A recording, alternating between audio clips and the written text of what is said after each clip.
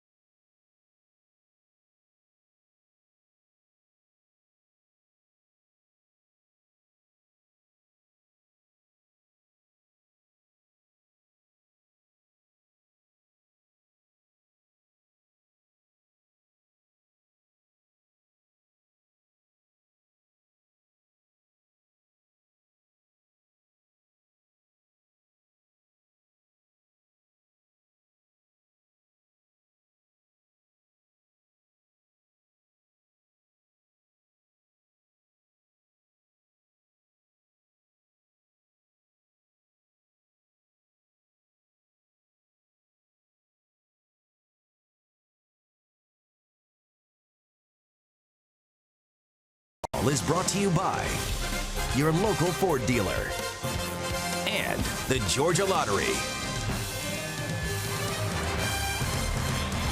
And we welcome you back to Busch Stadium. You see Whitey Herzog right there. They call this place baseball heaven, and they are honoring the 1987 National League Championship squad. 30 years ago, they did all of this. Terry Pendleton, a huge part of that ball club, made his major league debut in 1984. A huge home run we'll touch on right there here in the 87 season. Also during the playoffs, yeah, he got a little triple action from you too, was injured and still managed to play a little bit in the World Series against the Minnesota Twins, which they lost in 7 games to. But this is all about honoring the past here in the place they call baseball heaven. They also say once a Cardinal, also you're always a Cardinal. So why are they honoring this team on this particular date? Well, that also has a little bit of a Braves connection to it. And for more on that, talked a little bit to Terry Pendleton about it. It was amazing, actually. I was honored because the St. Louis Cardinals actually picked this day because I would be in town. So I didn't know that, but it made it even more special for myself to be able to be here. You know, one of the biggest moments of that year, other than the championship itself, September 11, 1987, your 10.5 game lead had been whittled to a 1.5 games by the Mets. You're trailing New York 4-2. And our old friend Roger McDowell's on the mound. You're down 2 runs with 2 outs, and you go yard. Tied up the game. Yeah, that was special. I think that kind of put us over the hump a little bit because, well, as you said, we were struggling. We were having a rough time, and we were gonna. If we went on to lose that game, we had Doc Gooden the next day, and things were never pretty when Doc Gooden was on the mound. So it was a special night for myself. I just happened to move up in the batter's box a little bit to catch that sinker before it sank well, and I was able to hit the ball hard. I remember hitting the ball, and when I hit the ball, I said, if I'm ever going to hit a ball out of center field, this is going to be it because I can't hit one any further than this. And it was fortunate enough to go out for us. A great moment right there late during the regular season on the way to the Cardinals' 15th National League pennant. And again, the honoring going on right now for the 1987 squad, and Terry Pendleton obviously thrilled to be a part of this. And as I said, the St. Louis Cardinals made sure it happened this weekend because Terry Pendleton and the Braves right here in town. This is also about a Saturday night baseball game for our current Bravos and the Cardinals. And after the break, Joe and Chip have the first pitch as we look to even up the series at a game apiece. It's the Braves and the Cardinals right here, and you're going to enjoy the game. Stay tuned, folks.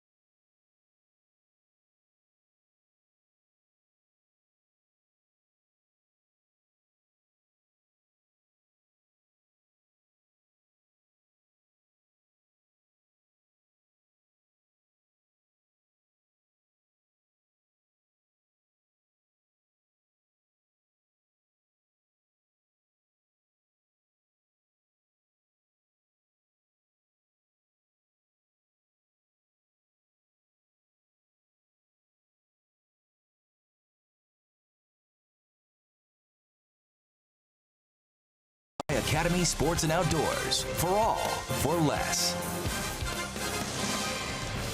Another packed house tonight at Busch Stadium in St. Louis. We're minutes away from first pitch. Great on-field ceremony just concluded a few moments ago as Joe, the Cardinals honored the 1987 National League champion St. Louis Cardinals. And look at that trio. Ozzie Smith, Willie McGee, and of course the Braves' Terry Pendleton wearing their Cardinal togs tonight. Pretty good pitchers standing there too. Danny Cox, John Tudor.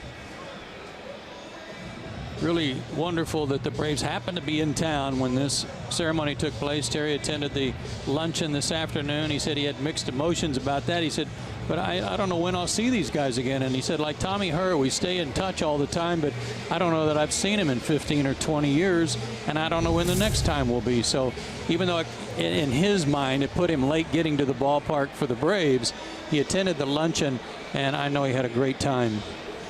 As did this big crowd in St. Louis, seeing some of their great heroes back on the field here at the third iteration of Busch Stadium. This is Busch Stadium 3. Another perfect night, 80 degrees, low humidity. Hard to believe it's mid-August in St. Louis. Usually it's in the upper 90s with humidity to match, but no such weather problems are expected for Game 2 of the series. Somehow, though, we've got to find a way to cool off the red-hot St. Louis Cardinals, Joe. They're playing great baseball. They've won 7 straight, and they start action tonight. Just 1 game behind the Cubs. Right now, St. Louis, with their 7-game winning streak, the hottest team in Major League Baseball. And it's offense. I know they've got some good pitching. Last night, Adam Wainwright was incredible with his assortment of off-speed stuff, tried to keep the Braves off balance. But take a look at this, a .303 average, 8.9 runs per game over this 7-game stretch with 11 home runs. Offensively, they're going crazy. They're getting a lot of guys on base. They're already in the top 2 or 3 in the league in walk. So on top of their hitting, their on-base percentage is through the roof. So St. Louis trying to chase down the Chicago Cubs, and for the Cardinals, what a difference a year makes. Last year at this time, they were also in second place, but they were 13 games behind the front-running Cubs. On August 12, 2017, they're only 1 game back, and they've got a lot of games left head-to-head still with the Chicago Ball Club. Here's how the Central stacks up at the moment. Milwaukee is 3 games back, and we understand, Joe, Milwaukee has apparently made a deal with the New York Mets. They are trying to bolster their offense. They are close to, if not have already, acquired Neil Walker from New York. And the Brewers need some offensive help. They have had their share of problems since the All-Star break, especially on the offensive side of things for Craig Counsell. So there's Carlos Martinez. He's got the ball for St. Louis. He's the man of many hairstyles, and he's the man of very different, shall we say, outcomes. And he's got what looks to be a little gray hair working. And the way he's pitched at times at home of late has given his manager a few extra gray hairs, I think it's safe to say. No, I think he could go down to the local diner and be fit right in with all the other blue hairs. I don't know if that's going to do him any good, but we'll see. His first inning problems, very well known. 23 innings pitched in the first inning, a 6.26 ERA in the first inning, and a high batting average. That's been problematic for him all year long. We'll see if Atlanta can take advantage of that tonight. Martinez 2-1 in his career against the Braves. This is the starting 9 penciled in by Braves manager Brian Snitker. The lineup presented as always by our friends at Toyota. Ender Inciarte, Brandon Phillips, and Freddie Freeman 1, 2, and 3. Nick Markakis, the cleanup man. Kurt Suzuki 5th. Matt Adams, the former Cardinals in left, hitting 6th. Albies, Swanson, and Sims 7th, 8th, and 9th. Last night, Joe, the Braves had some chances against Adam Wainwright, but he had mesmerizing stuff in that it was 84 to 88 and then some 64, 63 mile an hour breaking balls. And not everybody's going to get away with it, but it really shows you if you know how to pitch and you can move the ball around. He's throwing somewhere between 64 and 84. Mike Foltynewicz was throwing somewhere between 94 and 99. Mike Foltynewicz didn't get out of the 3rd inning. So it's about how you pitch, where you pitch, and mixing things up. It can be done, certainly at a lower speed. So Adam Wainwright was 77 pitches last evening, picked up his 12th win of the season. As St. Louis won Game 1 by a final of 8-5. Let's see if the Braves can jump on Martinez in the first inning and give Lucas Sims a cushion to play with here in St. Louis. We are underway. A called strike. And it's 6:18. We're underway. And 78 degrees officially at first pitch. Wow. Can you believe it? That missed inside. Sean Barber, by the way, is the home plate umpire. Ted Barrett at first. Angel Hernandez is at second. John Tumpane, the umpire, at third. Ender lays down a bunt. Molina pounces, fires, and got him by 2 steps.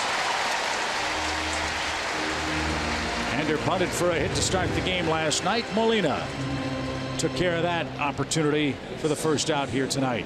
Last night it was a perfect bunt, got it to the grass. Tonight it died in the dirt. And when that happens, Molina's going to get you. This guy throws hard. His fastball, bottom end of it's around 95, and he can go up from there. He's got an excellent slider and changeup. 14-game winner in 2015, 16-game winner last year. Brandon Phillips is the Braves' third baseman. Brandon was 0 for 3 with a walk last night and takes outside 1-0.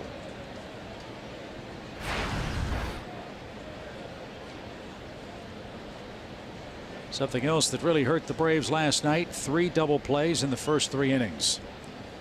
They had some early chances but couldn't cash them in. Little pop toward right, and that's going to bounce foul. No chance for Cardinal right fielder Randall Grichuk to make the play. And Phillips will swing again. 1 ball, 1 strike. Cardinals made a late change to their lineup tonight. Jed Jerko was scratched with some knee issues, so Greg Garcia is going to play there instead.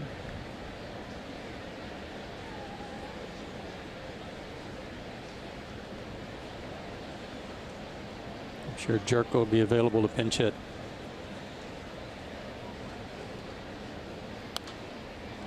Pop fly foul by Phillips. A ball and 2 strikes.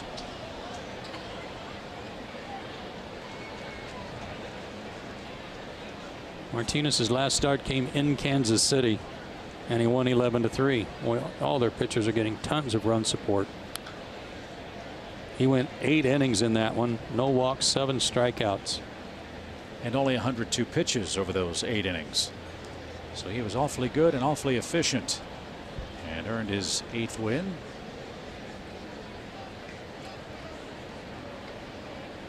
He rocks and fires, and Phillips cues one out of play. It's another 1-2 count. Well, when you look at Martinez, you know when you go through the cafeteria line and the serving lady's got that hairnet on? Uh-huh. What do you think? Yeah, I can see it. You want gravy with that? Back where it came from. Long has it hit off the heel of his glove at second, and Phillips will be aboard. That'll be an infield hit.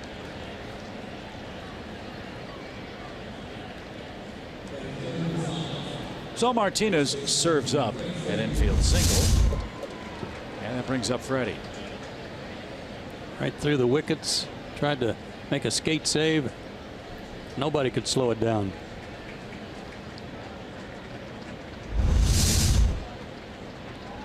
Freddie walked twice last night, scored once.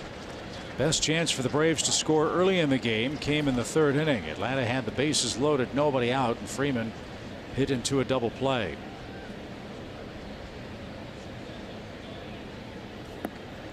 And that's downstairs. 1 ball, no strikes. Again, first inning issues have been the problem for Martinez. When he gets out of the first, he usually gets on a roll. When he doesn't, it's tough for the Cardinals to come back. 5 of his 19 home runs he's allowed have come in the first inning.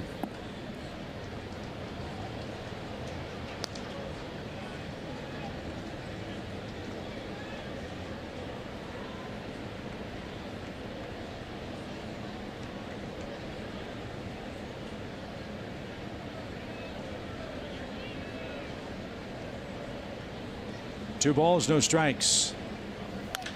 Ground ball. Wong can't get that. It's into right field. The throw behind and out of reach of DeYoung at shortstop. And the Braves have back-to-back hits, 2 on and 1 out. Oh, we were about to see another instant replay of last night with another double play. But Freddie had enough topspin on this to get it by Wong. He's missed right down the middle of Phillips and Freeman. And both veteran Braves hitters didn't miss the pitches. So Markakis, the batter. Nick's knocked in 54 runs this year.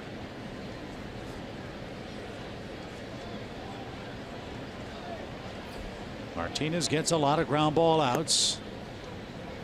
Opponents have hit to 16 double plays with Martinez on the mound. Yeah, almost a little over 51% ground ball rate. That's 5th best in the National League. Fastball is really good. It's got life, sinks. Slider is devastating, although lately it has not been as good.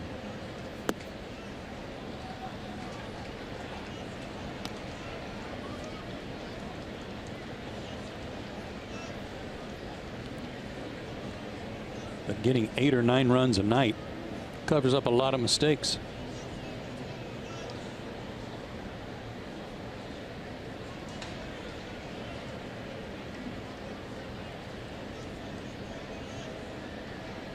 Two balls, no strikes.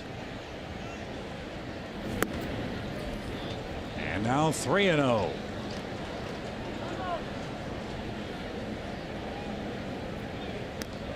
Sometimes you got to wonder if it's mental. First inning troubles. They've tried warming him up differently. They've tried having him throw fastballs exclusive. They've tried a lot of stuff to try to get him out of this repeat first inning struggle. So far it hasn't worked. He's in big trouble here. 2 on, 1 out. 3-0 count. And that one hit the mark. Strike 1.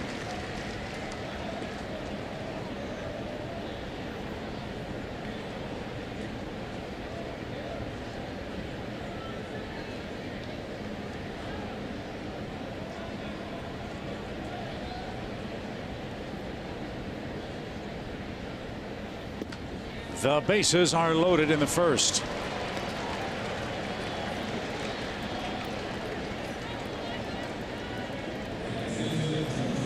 So we know Kurt Suzuki can hit a fastball. Yeah. Take advantage of this early opportunity and give Lucas Sims a little something to work with. Kurt's our Georgia Lottery feature.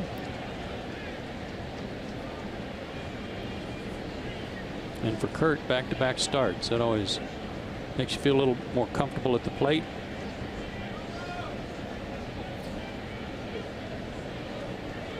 Martinez back to the windup. And he missed up and away. And now Molina wants time. Garcia is going to join the conversation from third base. I don't think Garcia is going to get a lot of input here. Oh, you're right. He didn't. He grabbed the rosin bag, looked at Molina and said, yeah. I think Yachty's got this covered. Yachty may have even given him a head nod like, get out of here.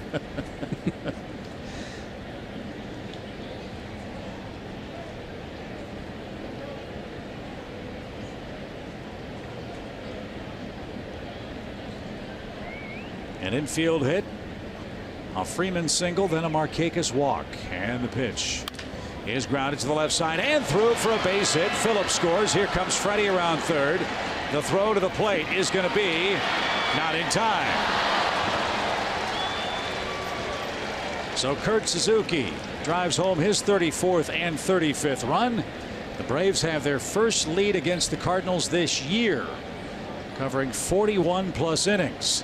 And it's 2-0 in the first. Boy, that was a good slide by Freddie. He made a wide turn around third base. Kind of slowed him down. And the throw from Pham was on target.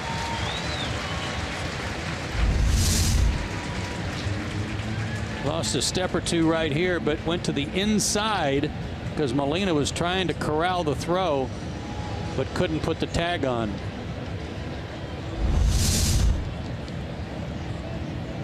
So 3 singles and a walk plate a pair of Atlanta runs. That's 18 first inning runs allowed by Martinez this year. And a nice ovation for Matt Adams, who drove in a run last night. And a former Cardinal.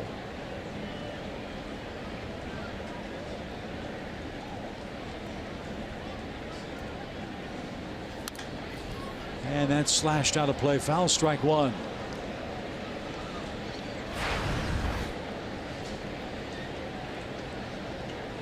Matt had a base hit last night on his return to Busch Stadium. But just 3 for his last 19. That hit came off a left-handed pitcher. A little pop behind short. DeYoung goes out, says he's got it. He tracks it down. And Adams is retired for the second out.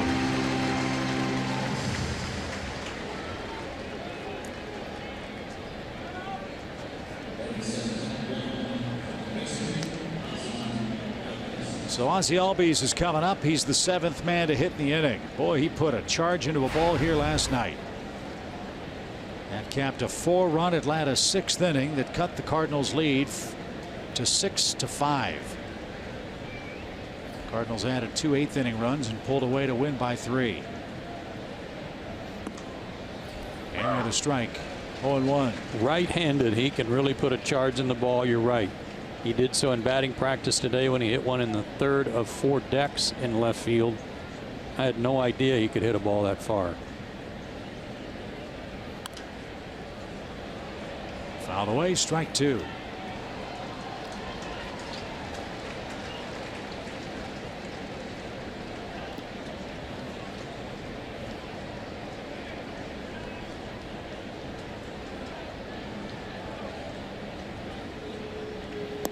And a swing and a miss retires the side. The Braves cash in 3 singles and a walk. Kurt Suzuki does it again. Atlanta leads by 2 after a half inning.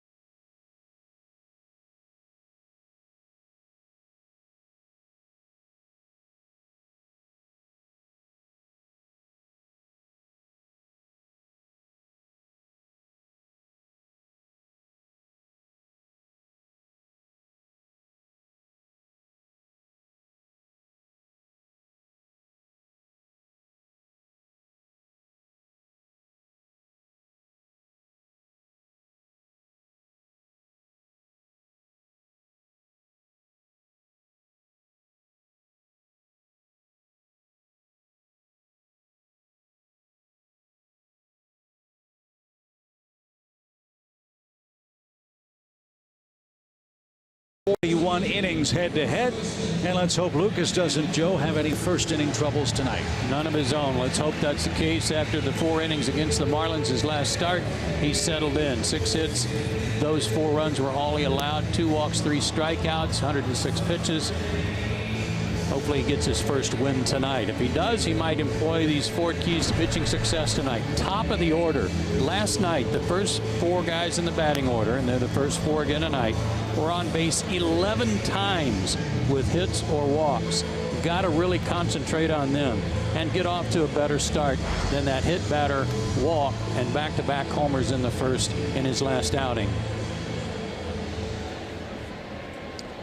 So it's Carpenter, Pham, and DeYoung for St. Louis. Carpenter riding a 6-game hitting streak. 8 hits in that stretch overall for the Cards. Scored twice last night. One thing we know about Lucas Sims is, as you said in our opening comments, bulldog mentality. He is going to go right after these Cardinal hitters.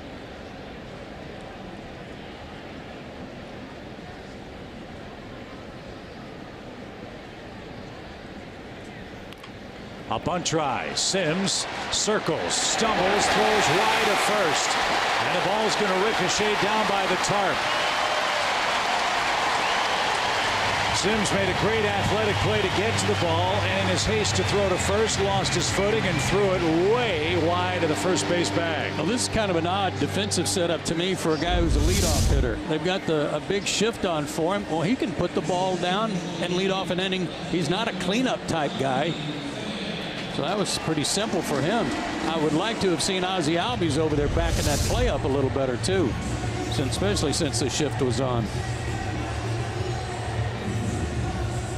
So it's a bunt single for Carpenter. He takes second on the throwing error by Sims, and Lucas in the soup right away with Tommy Pham coming up.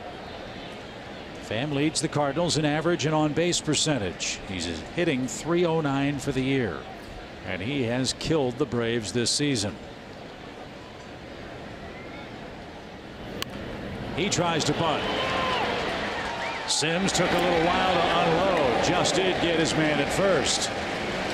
So Pham, with a sacrifice, gets Carpenter to third base with one out. He's having trouble getting it out of his glove this time.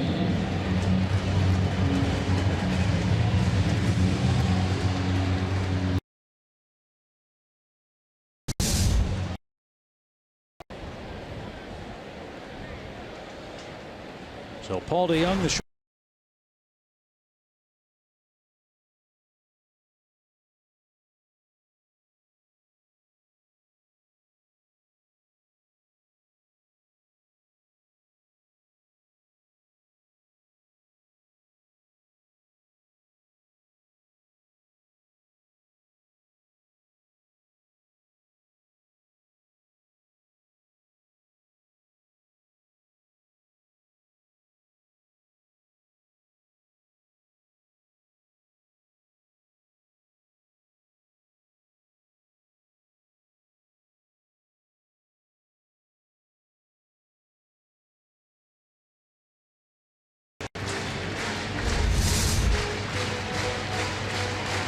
That looked like an 18-karat ricochet right there. Say, now you have a friend in the ricochet business too.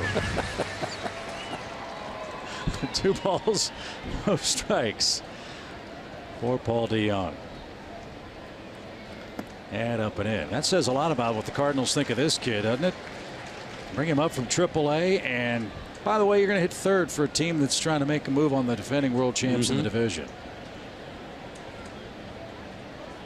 He's not going to walk. He likes to swing the bat.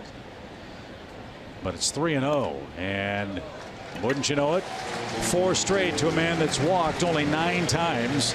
Puts him at first. And brings up Dexter Fowler, who with his hot streak has been moved to the number 4 spot for Mike Matheny. Yeah, as we were talking about last night with Foltynewicz, it's the same cast of characters in many respects, but they're all in different places. DeYoung, of course, a new face, but Dexter Fowler was leading off. Now the cleanup hitter. That doesn't happen very often. And 15 homers this year for Dexter, including a dramatic grand slam 2 nights ago against Kansas City. First and third, 1 out. And a strike.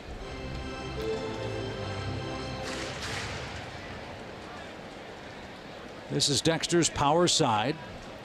14 of his 15 homers have come as a left-hand hitter.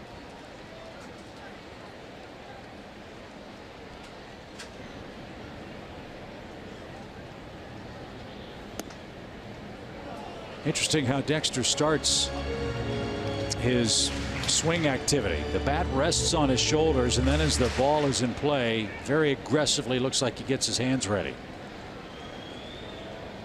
Let's see if that's something Sims can exploit. 1 ball, 1 strike.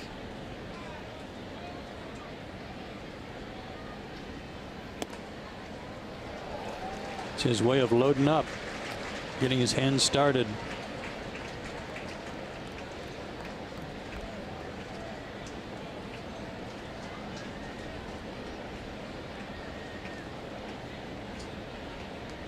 Another one of those curveballs would be nice here, and a ground ball. There's the curveball. It is a ground ball, but it sneaks through for a run-scoring hit. So Dexter Fowler has his 7th hit since he's come off the disabled list. And St. Louis answers with a first-inning run of their own. It's 2-1. Well, it used to be they would call this a seeing eye hit. These days it's a GPS hit because it avoided traffic coming from both directions. Somehow got through there.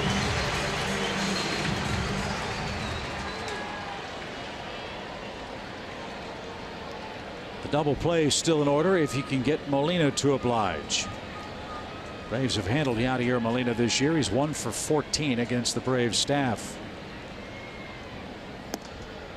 And a strike. It's 0-1.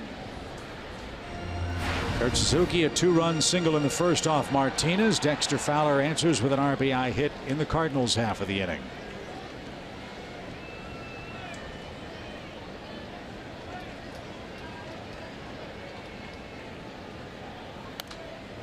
And off the screen quickly, 0-2. You mentioned his struggles against the Braves, but Molina came into this series a hot hitter. His last 11 games, a .395 average, 4 homers. That's a lot for him in 11 games, and 10 RBIs.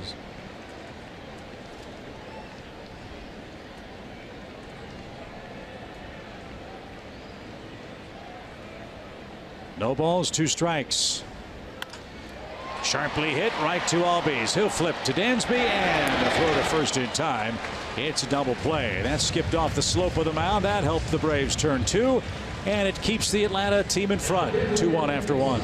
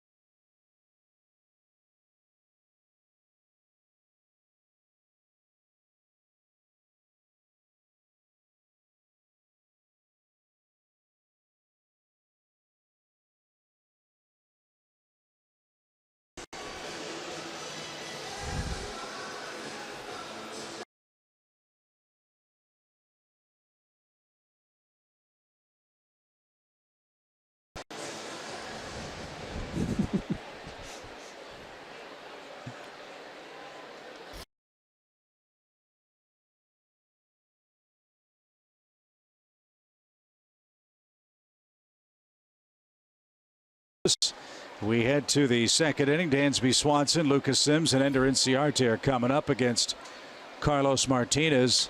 And the first pitch flied towards center. Dexter Fowler is going to camp out under that. And there's out number 1. Hey, Chipper, did you get a chance to see any of the game last night?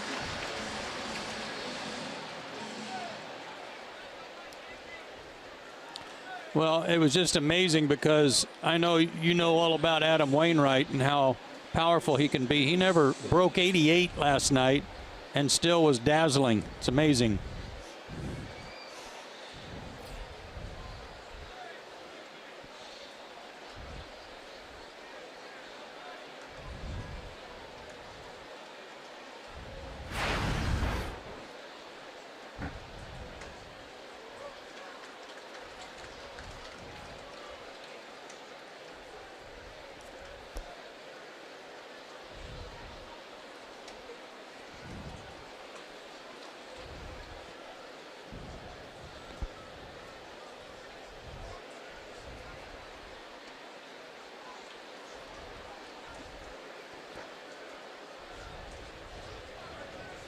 In this era, Chipper, where so many guys are throwing 94 to 99 miles an hour, is that a tough adjustment from a hitter's perspective to swing the bat against a guy that's throwing below hitting speed?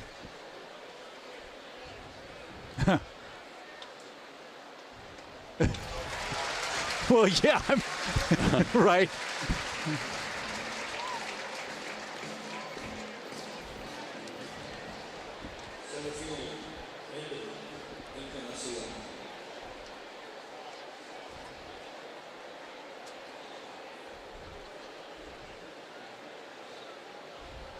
What's this team got to do to get going here, Chipper? We've got about 50 games left, 48, I think, exactly. What's this team got to do to finish strong, the Braves?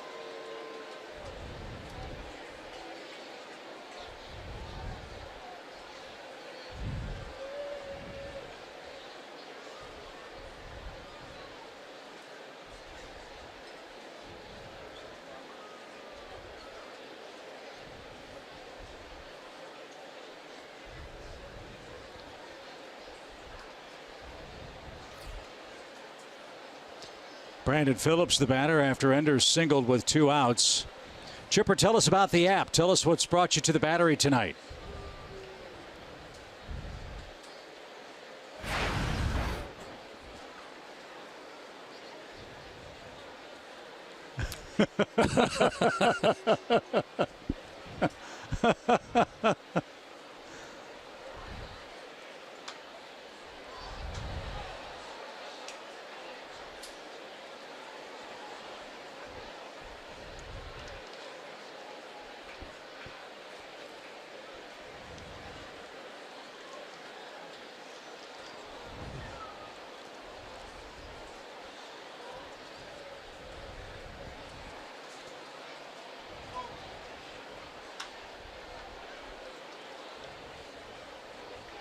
How's the crowd at the Battery tonight? We can't see you, but we can hear you.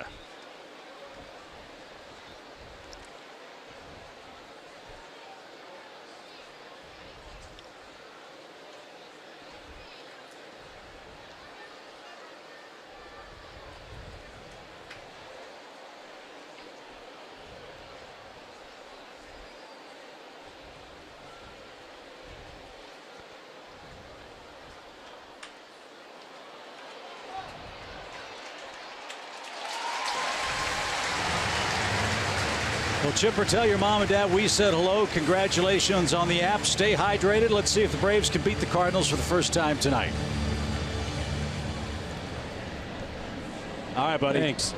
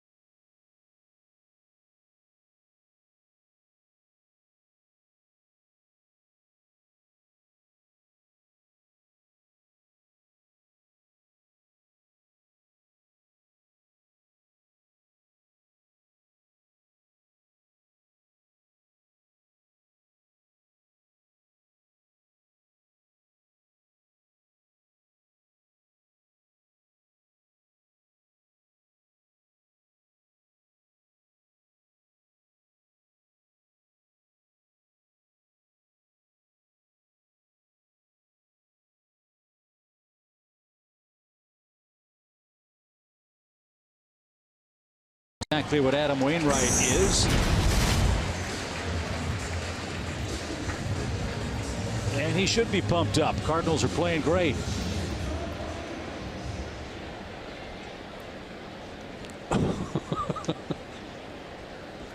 He was having a stare off with the big screen cameraman too. And when you're a 12-game winner, like you said, life is good. So Lucas Sims with a 1-run lead. Colton Wong leads off the Cardinals. And he jumps over this pitch and rips it foul. And into the first row of seats down the right field line. All right, let's hope that Lucas can kind of get on track like he did against Miami. Put some zeros on the board.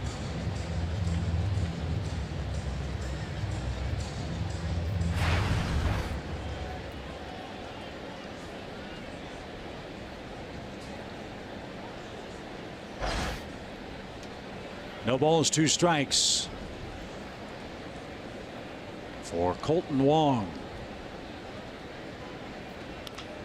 And lifted softly toward left. Adams comes charging in and makes the play.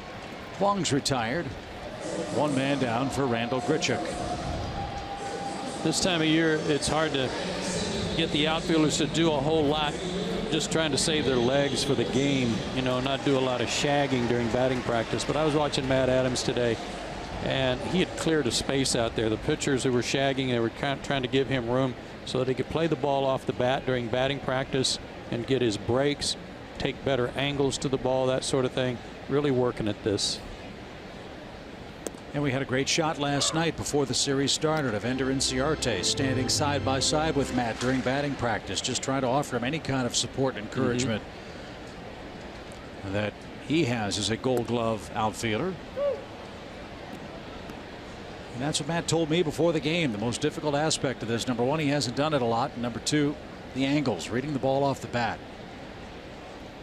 And I would guess, Joe, that with his inexperience and with the size of Coors Field coming up, it might be tough to play him in the outfield in Denver. Yeah, that's pretty vast out there. Won't know until we get there, but you got to put a real good defensive club in the outfield if you want to try to slow down that high-octane Rockies offense in Denver. But we'll wait and see. 1 ball, 2 strikes for Grichuk. Base is empty. The pitch is driven into the seats right side, out of play.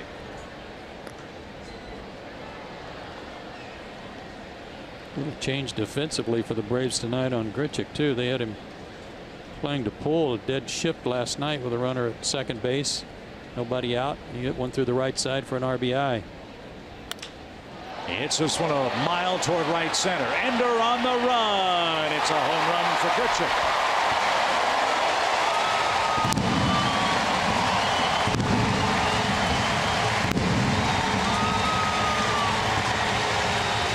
This guy is making a killing, hitting in the bottom of the batting order. Grichuk with 15 home runs, 12 of them have come from the 7th spot in the lineup or lower.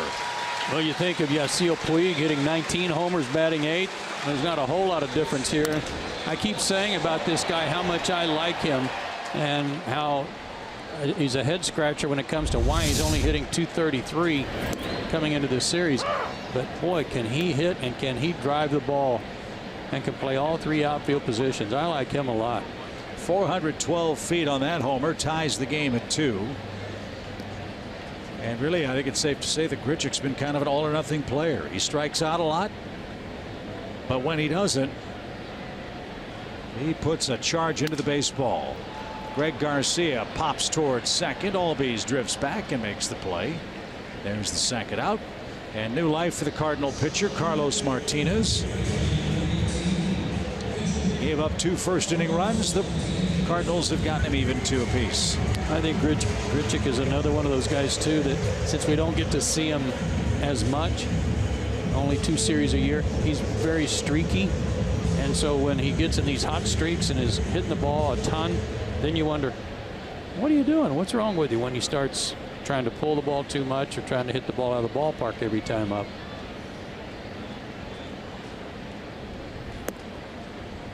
That's in for a strike. Taking nothing away from Grichuk, the man hit the ball 412 feet away. I think this is a terrific hitter's park. Oh yeah. Great background. Great hit batter's eye with that grass and dark wall back there. And cozy dimensions, 375 to left and right. 400 feet to straightaway center.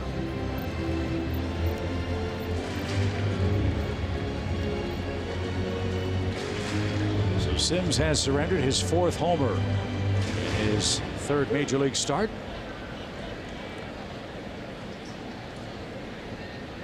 And now he'll try to polish off Martinez. Had a good cut. Yeah, it's mostly the right-handers that have been doing the damage to Lucas. He came into the game with lefties only 2 for 14 against him. Right-handers were 10 for 31. And he just gave up a homer to a right-hander. Swing and a miss at a breaking ball. That is Sims' first strikeout. Randal Grichuk hits a homer to tie the game 2-2 after 2.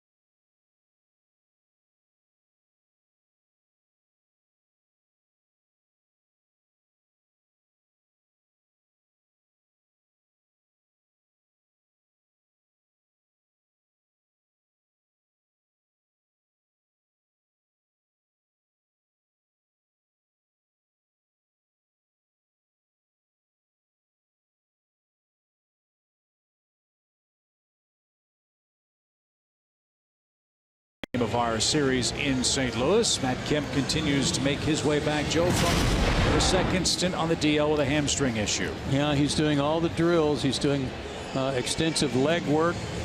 Get that hamstring ready.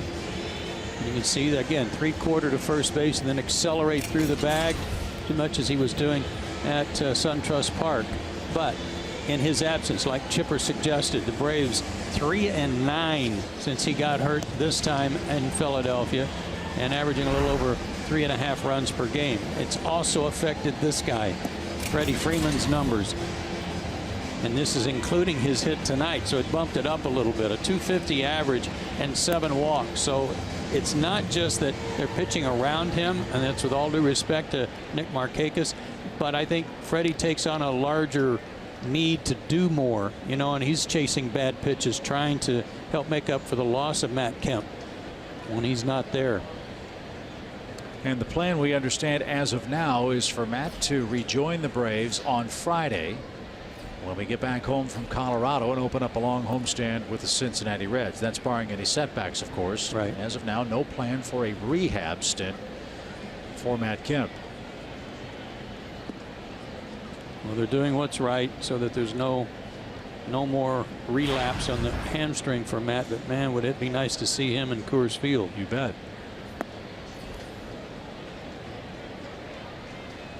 So Martinez has been brought back to a 2-2 tie, and he's promptly gone 3-0 to Freddie Freeman.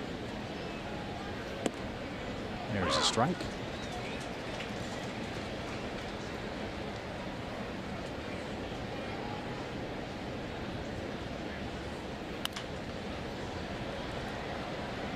Now it's a full count.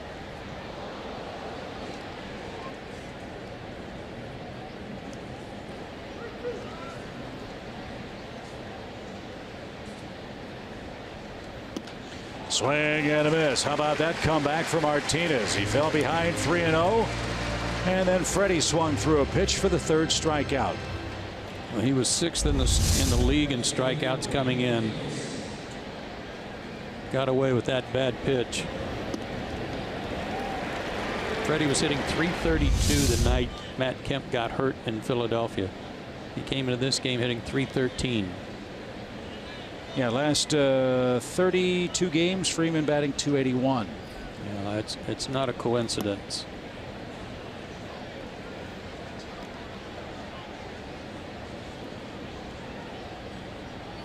Nick Markakis walked to load the bases for the Braves in the first inning. Kurt Suzuki followed with a 2-run scoring hit.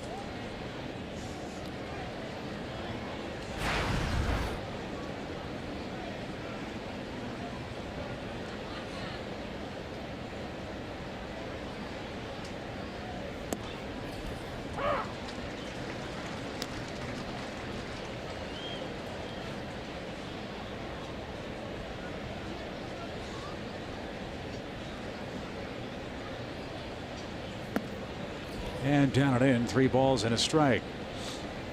Martinez is asking for trouble if he keeps going to 2-ball and 3-ball counts. His 47th pitch is banged into the ground toward first. Carpenter flips. Martinez covers the bag. And that's the second out.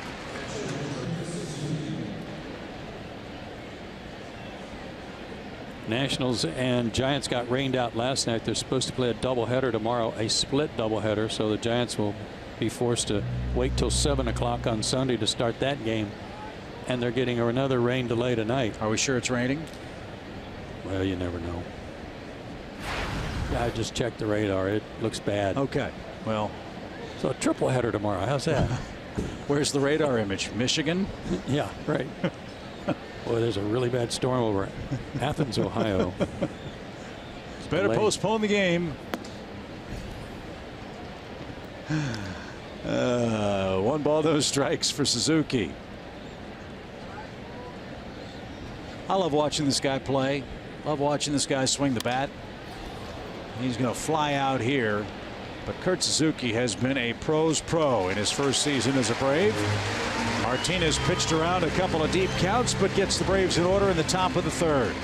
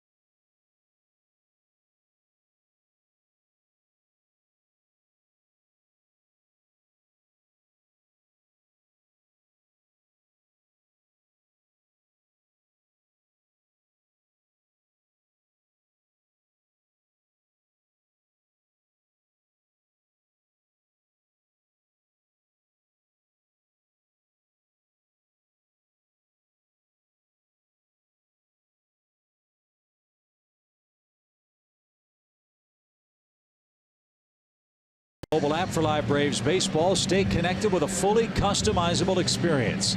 Get Braves home screen icons and app features, as well as game day, live game video highlights, radio broadcasts, StatCast, news, and more. Download MLB.com and bat today. With Joe Simpson and Andre Aldrich, Chip Carey back with you in St. Louis. Lucas Sims led briefly 2-0. The Cardinals have rallied for single runs in the first and second to tie it up. Now Lucas goes through the top of the Redbirds order for the second time tonight. And again, top of the order. Mentioned that in the Ford Keys. And 3 of the first 4 reached again tonight. And the one that didn't put down a sacrifice bunt. So Carpenter with a bunt single extends his hitting streak to 7 consecutive games. And he lifts one toward left. That's slicing away from Adams into the corner near the line and out of play. See, this shift for a guy like him makes more sense. You still leave the third baseman where he is, even playing in a little bit. And then when he gets to 2 strikes, then you can move Brandon Phillips over to shortstop if you want. But in the first inning, that was not the setup.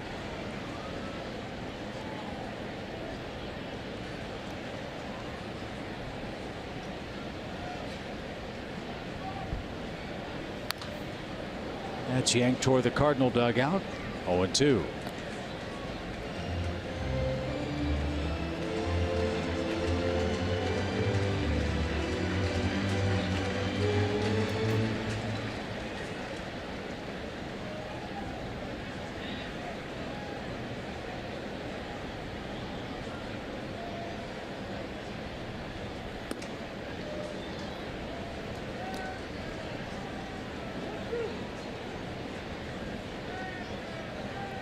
It'd be nice to see Lucas have a clean inning here. Get a little momentum going. Good hard breaking ball.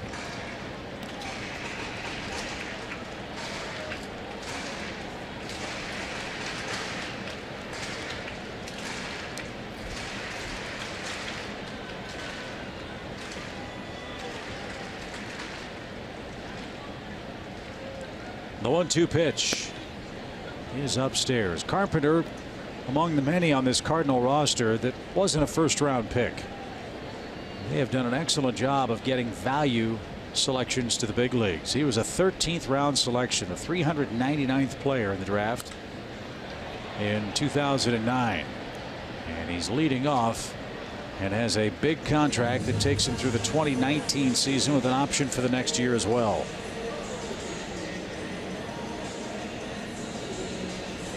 Well, when you can hit on your number ones, but hit on the 10th rounders and the 13th rounders and the supplemental first rounders like the Cardinals and Braves frankly have done, that's a real recipe for a nice long run. Yeah, you'd think at those rates you could run to first base on a fly ball, but apparently that's not necessary. Tommy Pham wearing number 28. Guy used to wear number 28 here back in 1987. Got a huge ovation tonight. Fly ball towards center. Ender takes a peek and shy of the track makes the catch. And coincidentally his name's Tommy also. Tommy Herr. I don't know if it was 87 or not. Might have been 82 when they won the World Championship and beat the Brewers. Tommy Herr drove in like 105, 110 runs and only hit about 5 homers. Yeah, Jack Clark, I think on one of those teams, he was called the Beast among the Fleas. As to young bats, and you can see why the Cardinals would do that. Herr hit third. You'd have Vince Coleman lead off. Willie McGee would get him to second. Or if he would steal second, Punt would get him to third. Tommy Herr would hit a sac fly and drive him home. That was back in the artificial turf days when the stolen base was a huge weapon for the Cardinals in the 80s.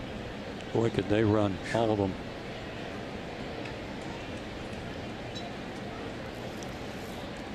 1-1 pitch. Lined again to center. Ender will not get this one. And DeYoung has another hit in the series, his third. And he's aboard with 2 outs. That did not look like a bad pitch. Looked like a breaking ball that was down, made him lunge for it, reach for it. He still hit it sharply.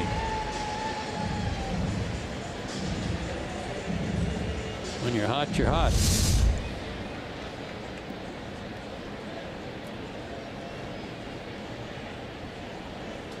Dexter Fowler with a seeing eye single that brought home the first Cardinal run in the opening inning.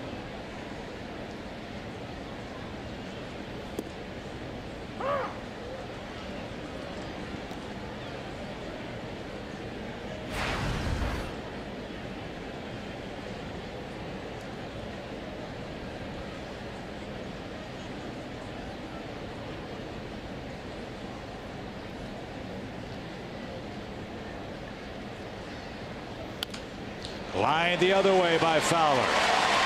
DeYoung cuts the bag at second. He's going to run on Adams, and Fowler is going to make his way to second base, so the Cardinals have more trouble with 2 outs.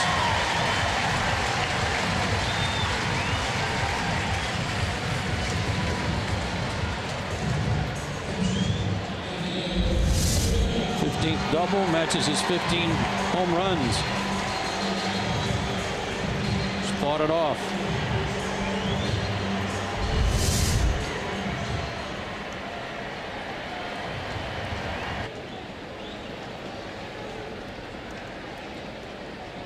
So let's see if Sims can get out of a 2-out mess here. Molina hit into a double play, hit the ball hard, but right at Ozzie Albies, who started the double play. High fly ball right center. That's well hit. Ender sprinting onto the warning track at the wall. He's got just enough room, and that retires the side. Molina just missed. The Cardinals strand 2 with 2 outs. Game tied still after 3.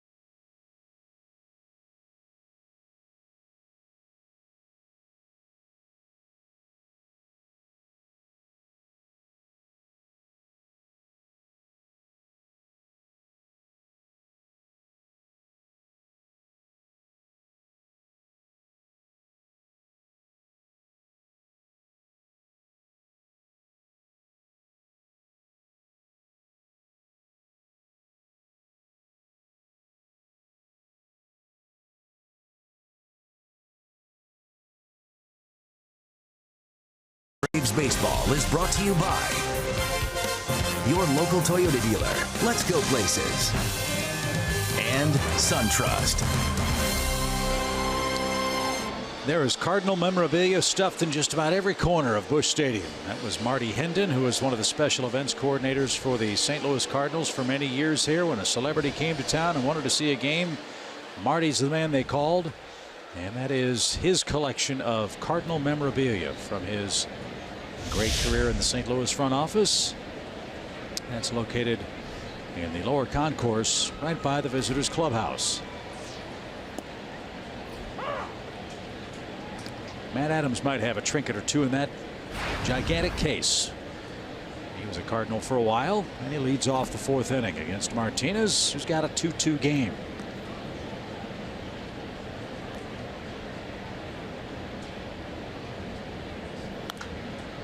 Popped up left side. Garcia with plenty of room and foul ground. He'll make the catch. Matt Adams has popped out twice. And Martinez settling in now. He's retired 5 in a row. He's putting a little on, taking a little off, using that breaking ball, but as much as anything, he's throwing a changeup. It's about a 88 to 90 mile an hour changeup. It's almost like an old-fashioned fadeaway, running down and away to left-handed hitters.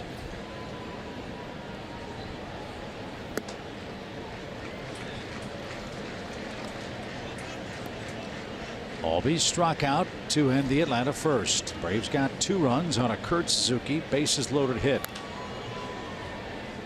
And now it's 0-2.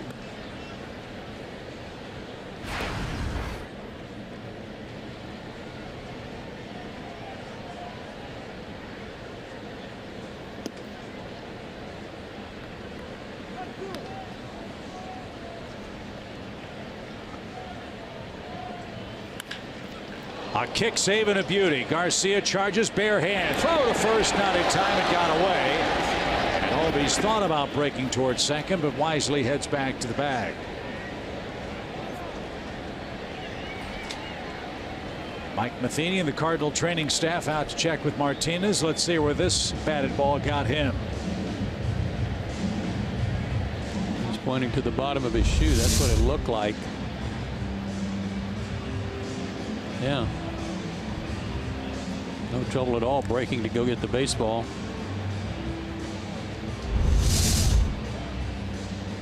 Base hit for Albies.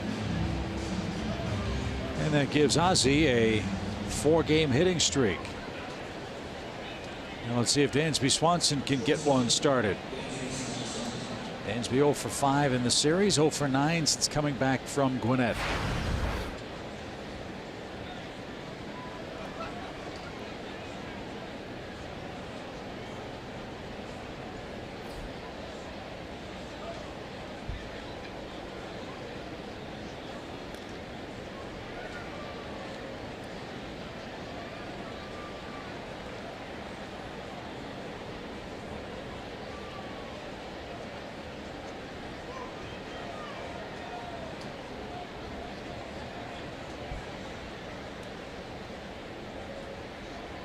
Big lead. And down and away for Swanson. 1 ball, no strikes. 4 stolen bases against Martinez. 3 caught stealings.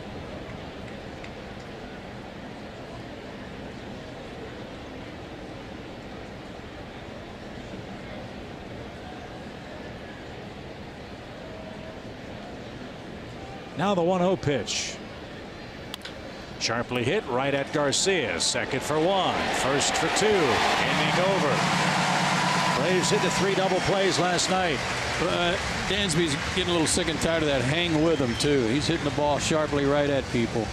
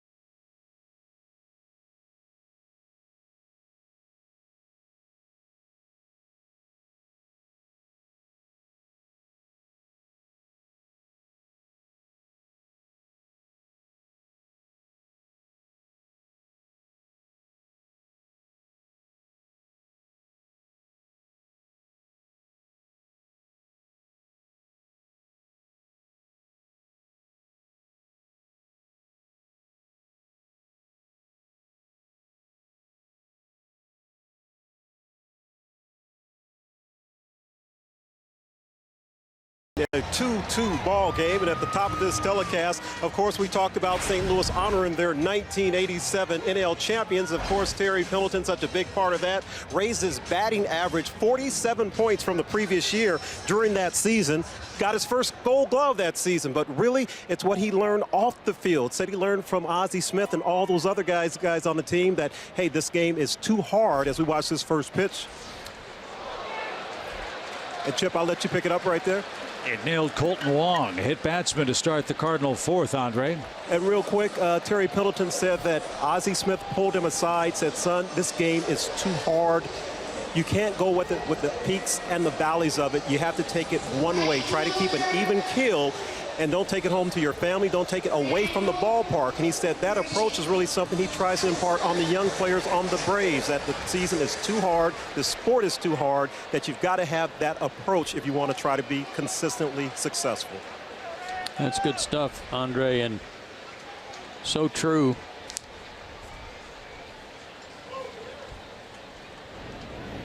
There's a lot of work involved from when spring training starts to the end of the season, and these days a ton of work in the offseason too, but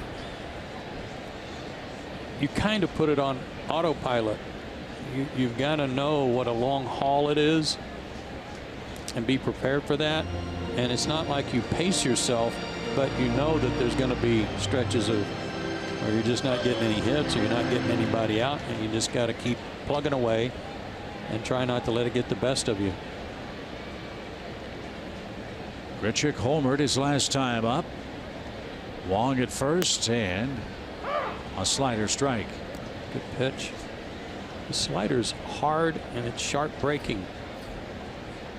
If he locates it, it's tough to hit.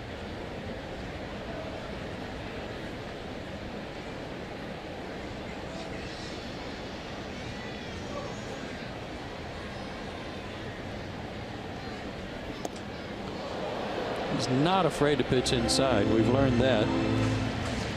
Wong is the third batter he's hit in 15 innings.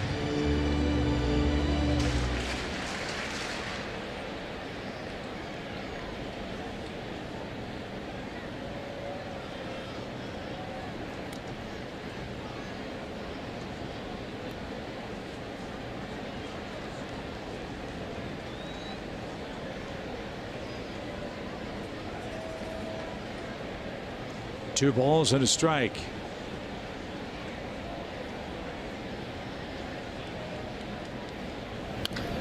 Laced past third. That's off the glove of Brandon Phillips. The ball dies up against the fence, and the Cardinals have runners at second and third. Grichuk squares up another ball and hits it right on the screws. Boy, Brandon almost came up with another great diving catch too. Couldn't turn on that fastball up and in. It hit it so hard, Brandon barely had time to react. So Sims has another mess, second and third after the Grichuk double.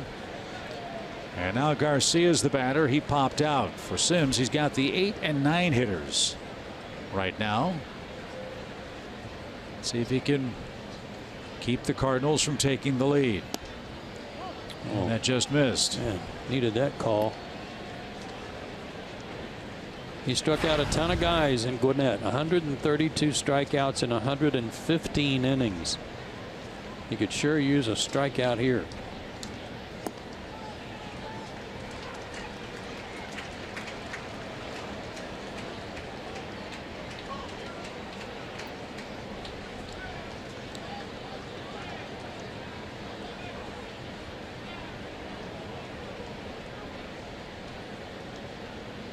Two balls, no strikes.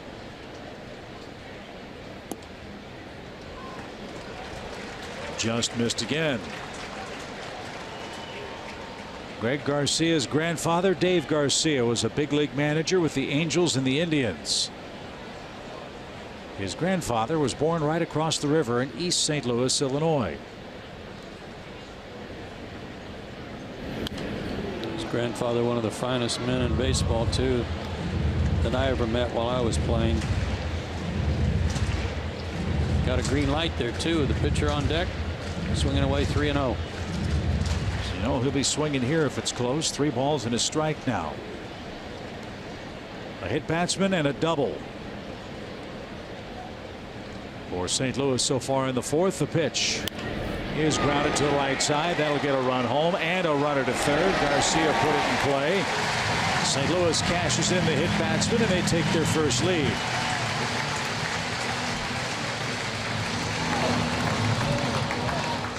'13th RBI for Garcia. Well done. Didn't try to do too much. Played it almost like trying to get a runner over from second base with nobody out. And he did, but got an RBI in the process. Braves will play the infield in for Martinez, but this is not a sure thing. Cardinals pitching staff has 25 RBIs this year. Martinez has 8 of them. Nice stop by Kurt. Last night, Adam Wainwright picked up an RBI hit.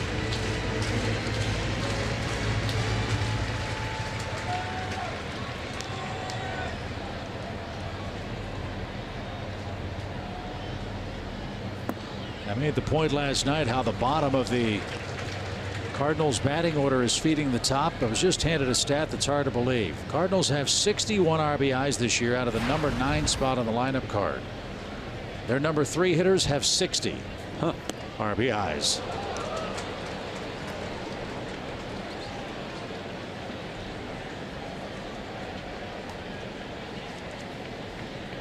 Two balls and a strike. 7 hits for Martinez, 2 doubles.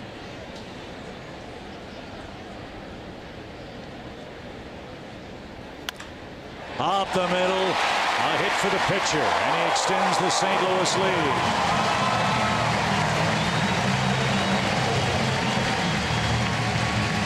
Seems to me, Joe, that not just in this series, but the last week and a half, 2 weeks, opposing pitchers are getting their share of runs, scoring hits against the Braves, too. Well, you work at it. I mean, you get opportunities to help yourself. And look at Adam Wainwright's reaction. You get an RBI from the pitcher to help himself. That's huge. And I remember years ago when the late great Jim Beecham and Jimmy Williams were coaches on the Braves staff, and those guys worked tirelessly throwing batting practice at Atlanta Fulton County Stadium to the pitchers to help make them better. And there were some Silver Slugger awards that followed. In the last 4 games that the Braves have played, the opposing pitcher has an RBI hit in 3 of them. Going back to the series at home against Miami and the Phillies. So St. Louis has a 4-2 lead. And here's Matt Carpenter again. He's up for the 3rd time in the 4th inning. Sims has not had a 1-2-3 frame. And this Redbird offense, which has scored 8 or more runs in 6 straight wins, is just rolling along. And a hit batsman puts Carpenter at first. 2nd hit batsman of the inning. They're getting a lot of extra base runners, Chip. We already know that they are a team that walks a lot, and they've only drawn 1 walk tonight, but that's a 2nd hit batsman, as you said. That's 3 extra base runners in the first 4 innings against a team that is scalding hot offensively.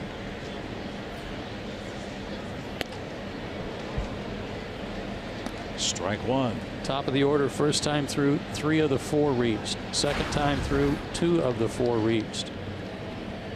Carpenter starting the 3rd time through, and he's on.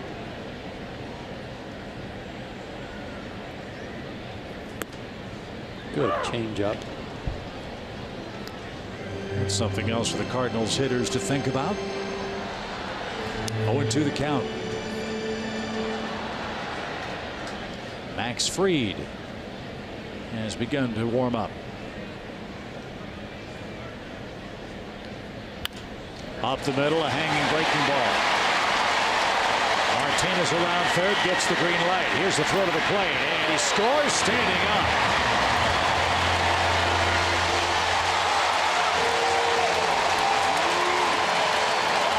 It's a 3-run St. Louis fourth. And they lead 5-2. Somehow, some way, Ender made this close. Martinez was already around third by the time Ender let that throw go. And why he was standing up, I don't know. I don't know if DeYoung didn't give him any instruction or not, but that could have been disastrous for the Cardinals pitcher. So DeYoung bats. He's walked and singled. 5-2 St. Louis, and fouled back. A lot of pitches up.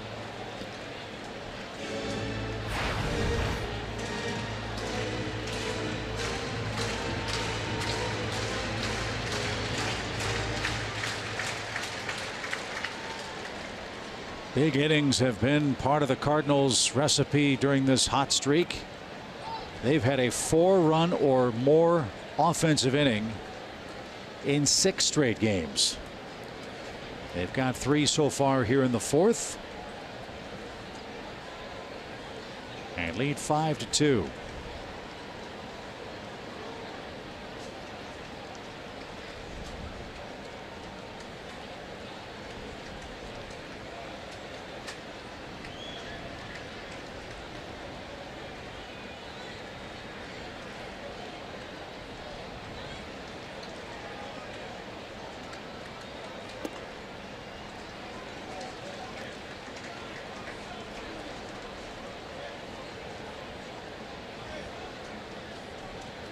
Dexter Fowler's on deck.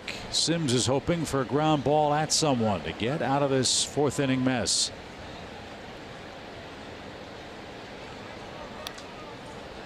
Two and two.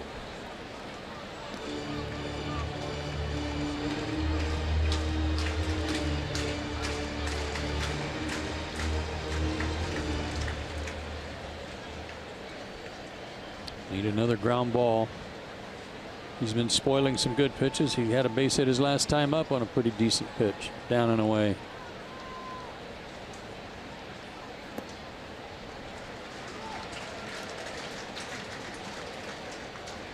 So let's see how the Cardinals play it here. If you send the runners, it's a high-risk play because DeYoung strikes out a lot. He struck out at least once in his last 12 games. And has 78 for the year. You've got red-hot Dexter Fowler on deck.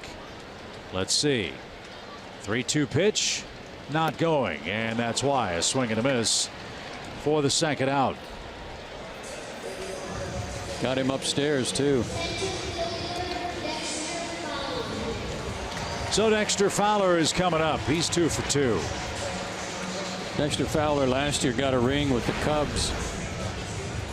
He hit .276, 13 homers and 48 RBIs, 13 and 48. He's already got 15 and 43, and we're still in mid-August. And he missed 2 weeks. Yeah.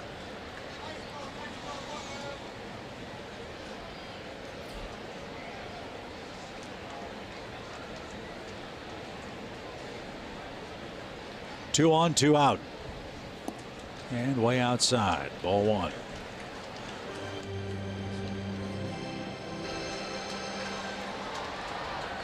Fowler's a big guy too. He looks kind of lanky.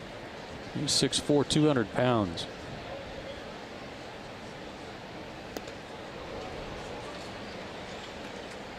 That was the 26th pitch Lucas has thrown here in the 4th.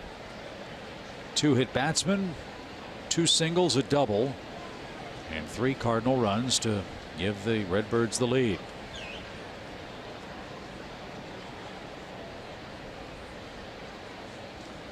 One ball, 1 strike. Instead, a fake towards second.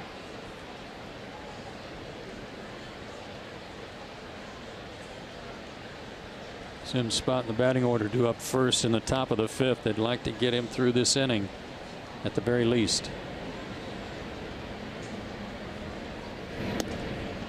Right there, a called strike. So if the Braves pinch hit for him, that means the Braves bullpen is going to have to pick up at least 4 more innings tonight. You heard Chipper say a little while ago, Braves starting pitching has had its share of issues over the last couple of weeks. the trip to Colorado looming, that's got to be a little bit concerning. You had a number last night. Braves starters have gone 7 innings 3 times in how many games? Now 23. And if Sims is taken down, as we think he will be, that'll make it 3 times in 24 games. And that's after the Braves got to 45 and 45 for the year. Right. 1 ball, 2 strikes. Fowler protecting the plate. And to your point, a big part of that is all the extra base runners, all the walks that the staff collectively has given up. Yeah, it's like between 4 and 5 per 9 innings.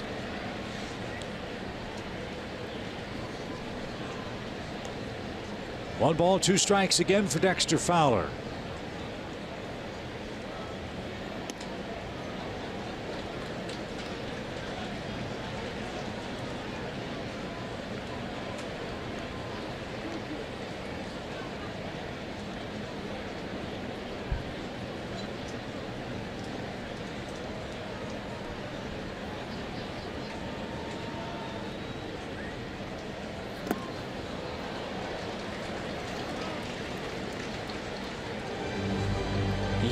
Spiked that breaking ball down and into lefties tonight.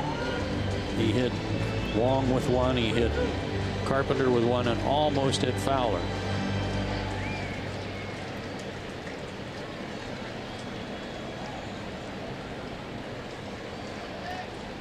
Let's see if the runners are going now with 2 outs. And Dexter Fowler just took strike 3. That will end the inning, but St. Louis strikes for 3 in the 4th. They take a 5-2 lead in game 2.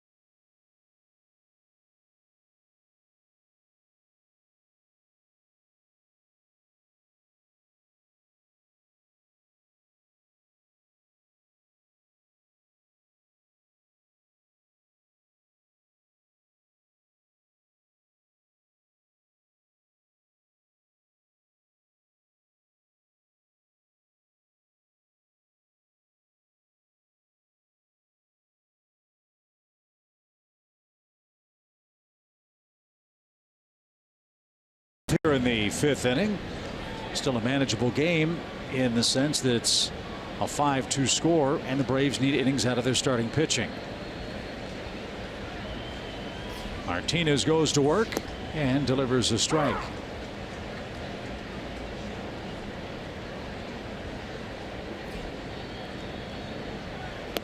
We saw something similar last night when Luke Jackson came in the game and did such a brilliant job. He was allowed to stay in the game and hit for himself just to save the bullpen an extra inning or 2.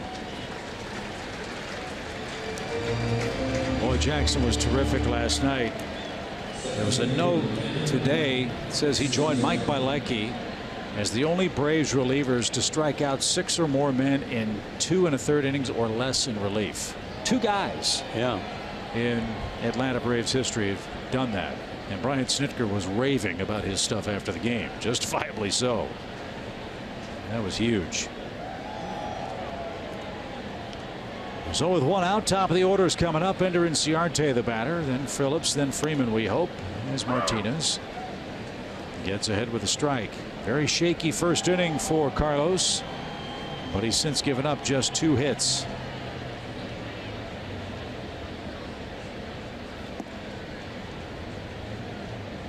And that's what everybody said would be the scouting report on Martinez. If he can survive the first inning, right, he might have a tough time beating him.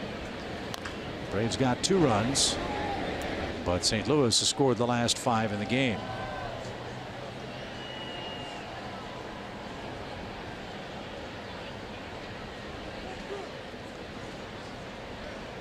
Ender with 143 hits now.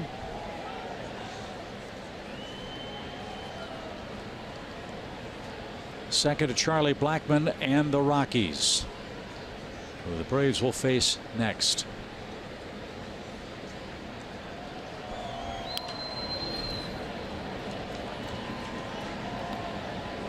In 2015, Martinez's ERA was 3.01. Went 14-7. Last year, 16-9. It was 3.04. That's banged up the middle. Martinez tried to get a glove on it. We'll wait for the official word. I don't think he tipped it. It was awfully close, though, but he got the second out. So when this season started, and he was their opening day starter, there were a lot of people that just thought this was the year he was going to win 20 or 25. I mean, he was that good over the last 2 years, but it has not worked out that way. He's still got a very good ERA of 3.5, but only 8 and 9 for his record. He's got the Adam Wainwright thing going. Good April. Excuse me. Bad April, good May, bad June, bad July. It's just been a very inconsistent up and down year for him. 4-1 in May. 1-2 with a near 6 ERA last month. But trying to even his mark at 9-9 with a win tonight.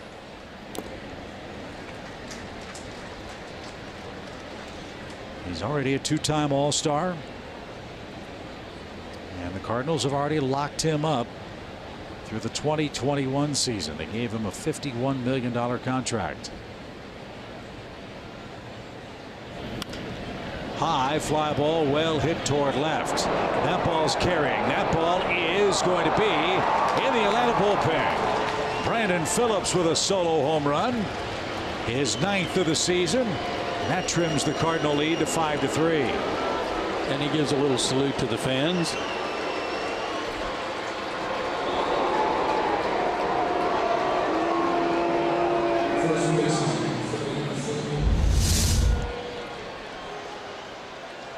Breaking ball, and Martinez knew it. Slider that hung on the inside third. Brandon had a great round of batting practice today. He was hitting the ball hard everywhere, including out of the ballpark. So this is no surprise. Brandon's last homer was July 15th against the Diamondbacks.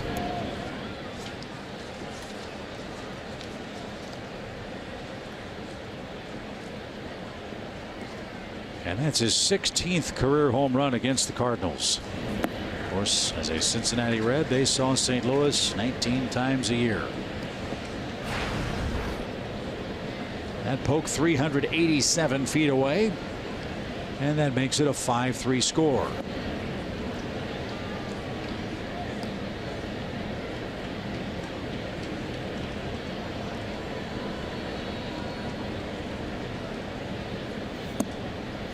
I think what really sells that changeup to left-handers is how Martinez, even on that pitch, kind of falls off to the first base side of the mound.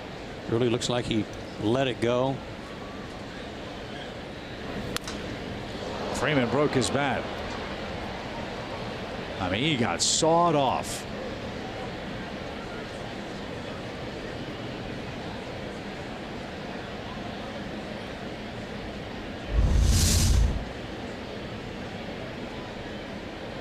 No, he did at the end. Thought he got it off the handle at first glance. My mistake. Right off the end of the bat, and it just snapped.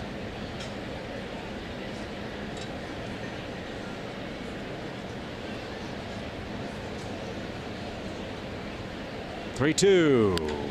And Freddie dumps one into left field. That's going to drop behind Garcia. Freeman's thinking about two. He's going to try. Pham's throw is off target. And Freeman with a hustle double keeps the inning alive for the Braves. 2 hits for Freddie tonight, and that's his 18th double. Everybody watching? Guys in the dugout, you watching? Young players at home, are you watching? 2 outs. Breaking ball, fought it off, just a little flare. Would have been easy to round first and watch Pham pick this up and throw it in, but not Freddie. He's trying to get the extra base and put himself into scoring position for perhaps another run. Can't say enough about that.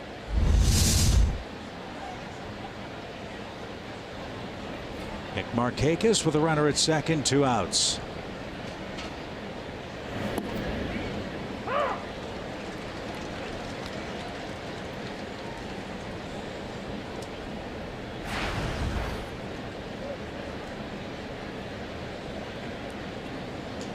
Nick is hitting .311 this year with runners in scoring position.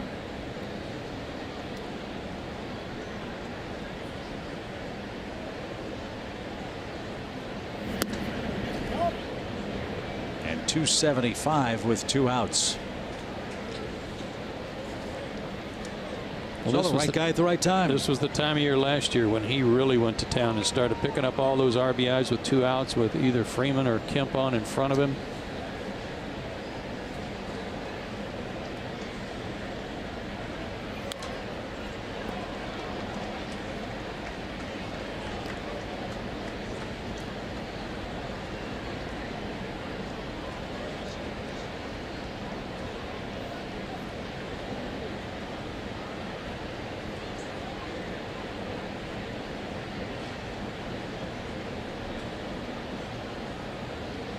Martinez ready now with a 1-2 pitch. Freeman a good lead at second. And driven toward left. That's headed for the seats. And out of play.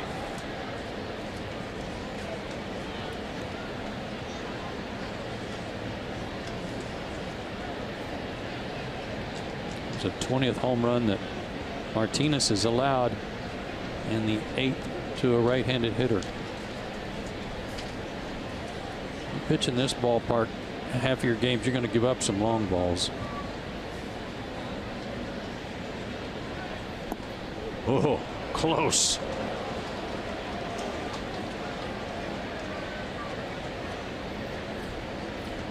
Yadier Molina froze on that one when he caught it, trying to hold it.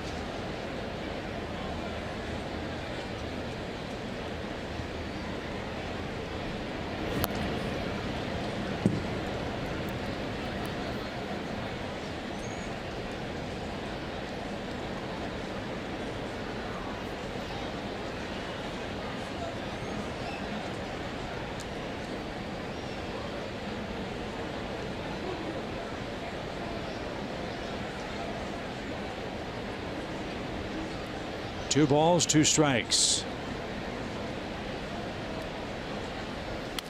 Broken bat out to second. Long's got it. The throw to first is in time. Brandon Phillips hits a homer into the Atlanta bullpen. That brings Atlanta a run closer. Halfway through game 2 in St. Louis. It's now 5-3. St. Louis in front.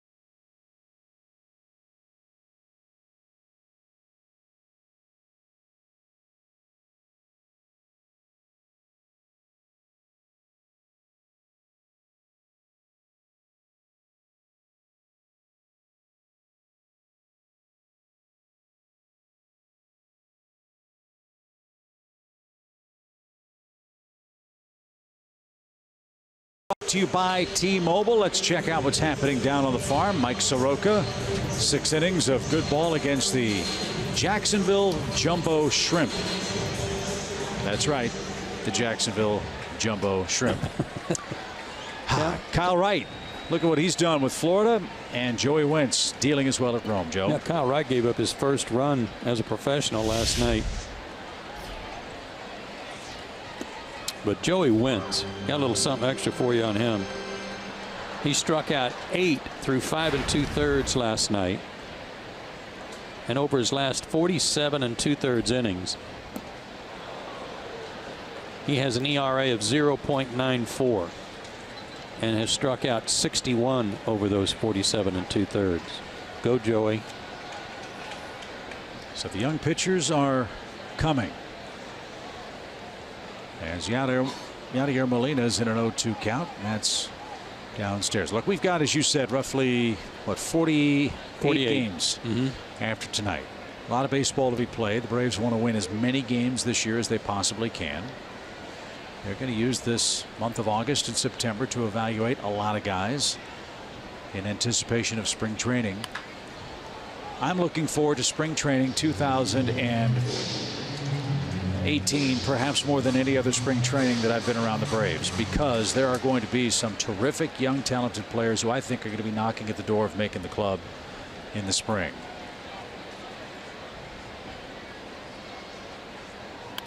Ground ball hit towards short. Dansby vacuums that up and throws out the Cardinal catcher. Yeah, it may be an all-out tryout camp. Free for all. Yeah. Take your best 25. And that's what's so exciting about where the Braves system is at this point in time. You know, you think back 3 years ago, I think it's safe to say the Braves had no idea who they would call up in September, because there just weren't that many real highly thought of prospects in the system. That's not the case anymore. And while I know it's frustrating to see the Braves entering play 51 62,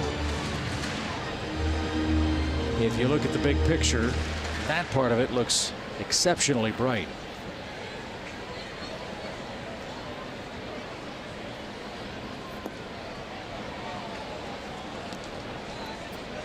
Colton Wong has flied out, and he's been hit by a pitch, and he scored a run tonight.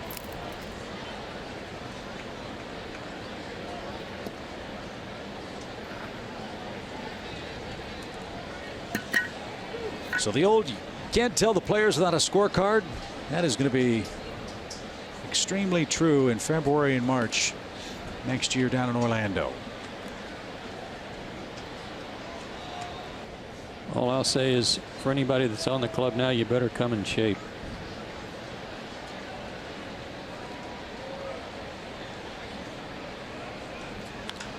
Line drive into center. That'll get down for Colton Wong.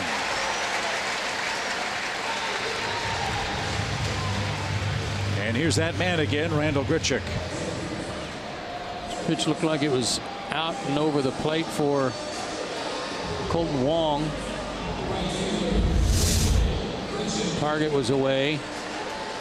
And that's pretty much where the pitch was delivered, was away, but it was up and allowed him to reach it.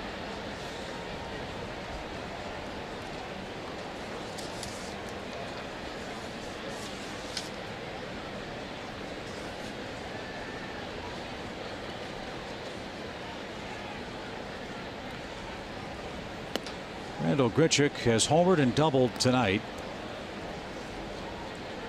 Last night he singled and tripled, so can we count that as the cycle? Yes. Okay. Well, it's a career cycle for this series. Like a career grand slam. Right. 1 ball, no strikes. I'm with you. This guy has that hit factor when the ball hits the bat. The problem is it hasn't hit the bat often enough. Coming into action tonight, 97 strikeouts, 296 at bats. Yeah, that's the black mark.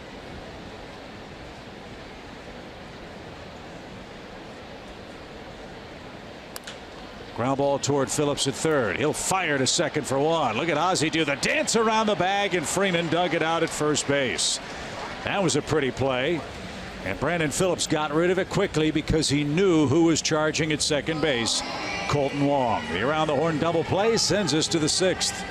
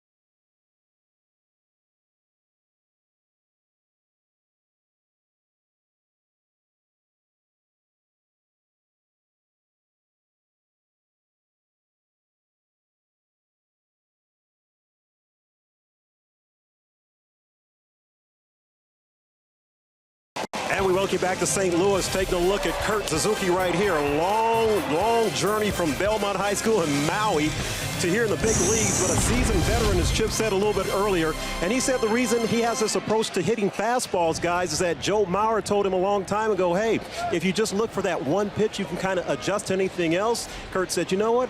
I think that sounds like a good plan. I went with it. It's worked well. And Joe Mauer got that advice from Jim Thome. So that's just kind of smart stuff, guys. Good hand-me-down stuff. It's one thing to look for it. I could go up there looking for it all day long, but I couldn't do what Kurt's been doing. He's got a quick bat, short swing. He's knocked in 2 of the Braves' runs tonight. I mean, you think about what he did in July.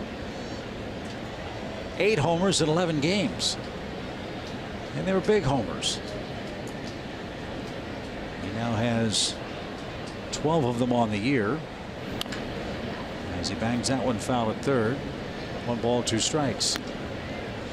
They were talking about Giancarlo Stanton today. I was reading some stories about him and how he's still on a tear, and he's hit, I think, 19 homers in 31 games. Had another one. He hit one tonight. Did he really? Well, no surprise. But he was the first guy to do that since Javi Lopez did that for the Braves. And I vaguely remember that, but it just seemed like Javi hit one every time up. Kind of like Kurt was doing in July? Yeah, such a tear. Strike 3.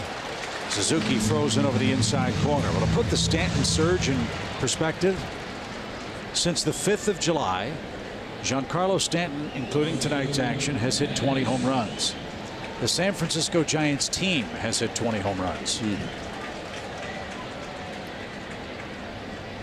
And that new stance has made a world of difference for the Marlins right fielder as they're beating Colorado tonight.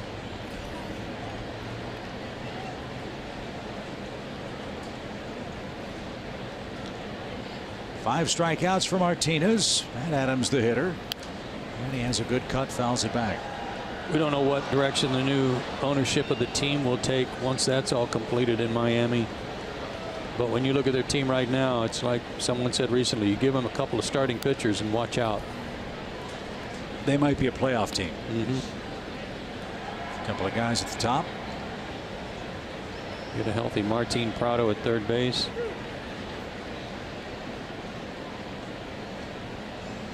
One ball, 2 strikes. And Adams didn't get it. Something off speed for Martinez, who's got back-to-back strikeouts. Yeah, I think that was that changeup that I've been talking about that just kind of like fades away from you. Big motion. Yeah, look at that thing sink.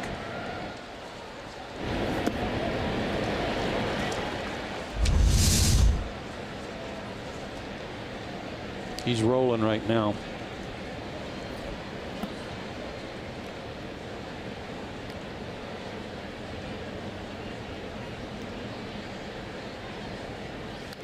And he's working at warp speed. He's got to wait for the ball boy to bring balls to the umpire, but he's already waiting for his sign.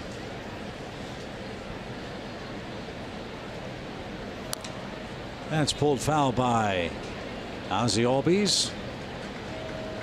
What if he got a chance to meet Ozzie Smith before the game? He was here and probably still is with the Cardinals.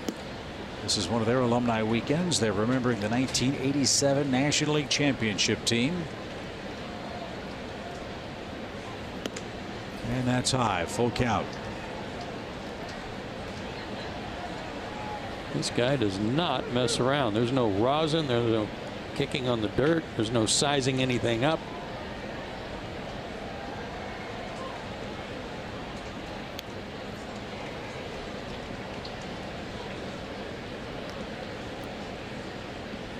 It's from the Dominican.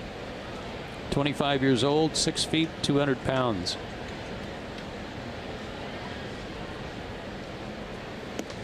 And a swing and a miss. He just struck out the side in the 6th. He preserves a 2-run lead for the Cardinals. 8-9-1 coming up.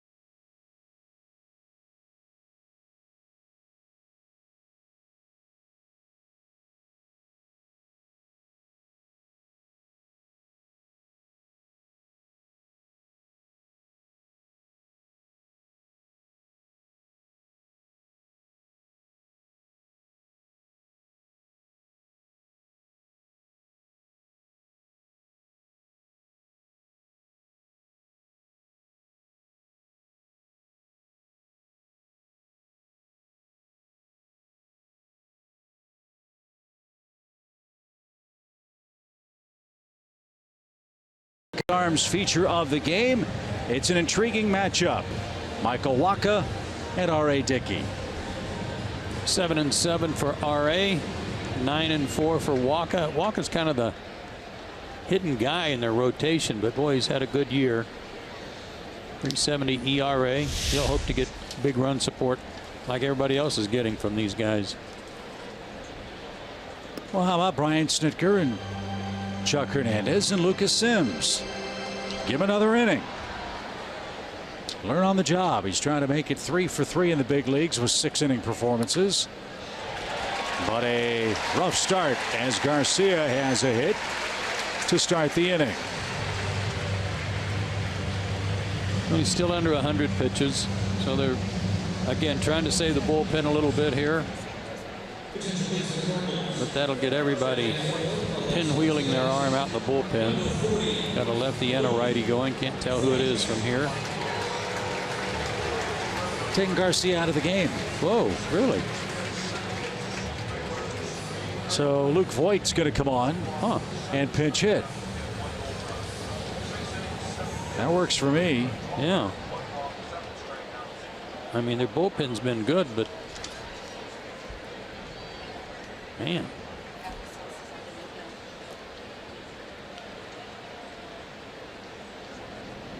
Look at how Voigt holds the bat. No balls and a strike. Picked him up earlier this season. Got him from the A's, I believe, the Oakland A's.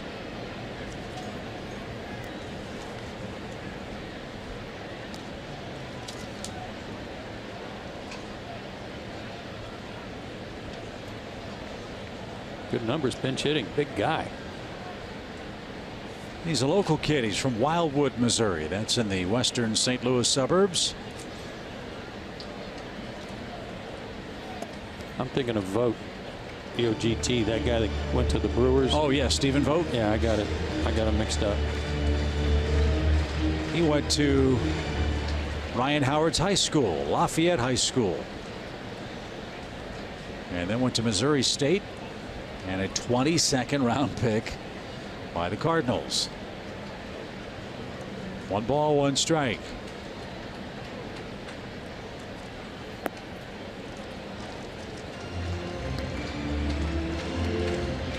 Voigt started his career as a catcher. Moved to first base in 2014 with the Palm Beach Cardinals, and got the call up on June 25th. His first major league homer came on July 3rd. What a thrill for him, just like all the Braves youngsters, like Lucas Sims, who gets to play in his hometown. Luke Voigt out of Wildwood, Missouri, now wearing the Cardinal uniform. 2 balls and a strike.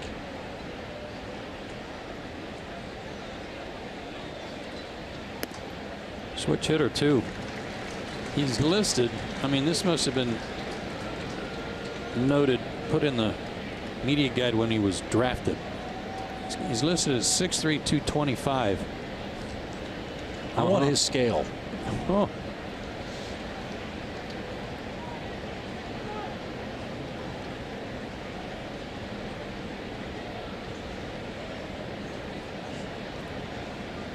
But it is very curious that Martinez is out of the game in a 2-run game here.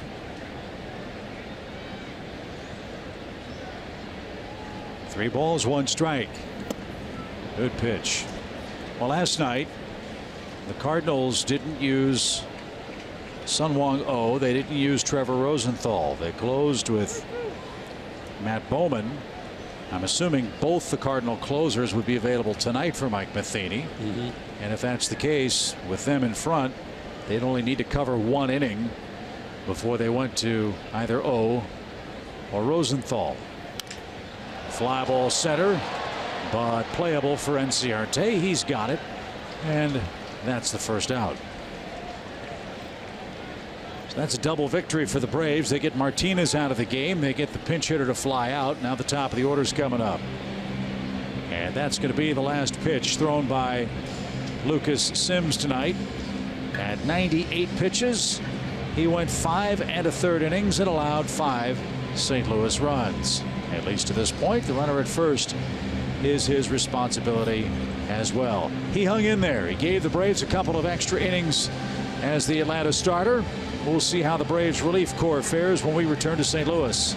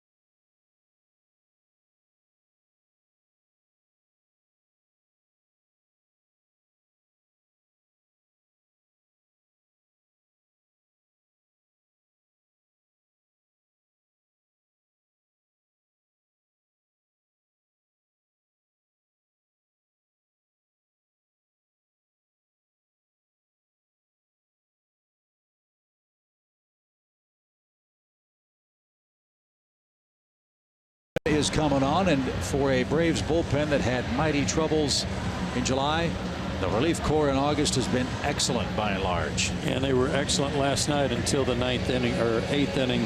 Freeman was part of that. Had a perfect inning with a strikeout, and he came in and faced Matt Carpenter and got him to ground out.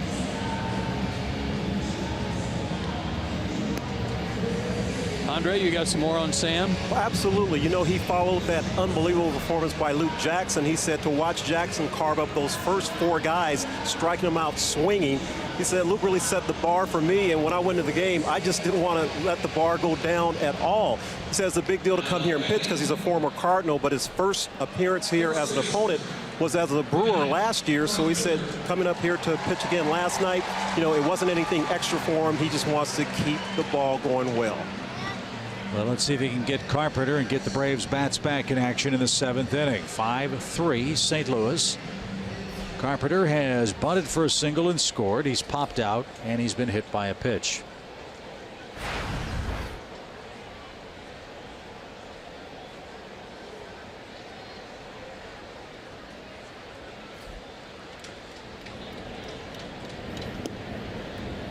That caught the outside corner. Pretty pitch. Strike 1.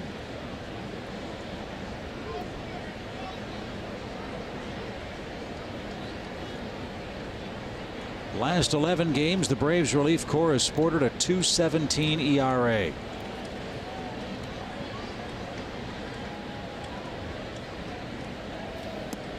In that great run of work, they had a 15 1/3 scoreless streak that was ended late last night.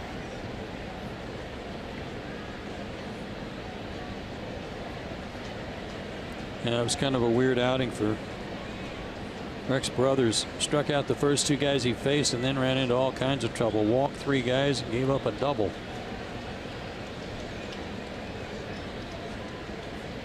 And that really hurt. It was a 1-run game. Yeah. At the time of those walks and that big late hit. Those add-on runs were too much for the Braves to overcome in the 9th, and St. Louis won the 4th game head-to-head in the season series. 8-5 the final last night. It's 5-3 tonight.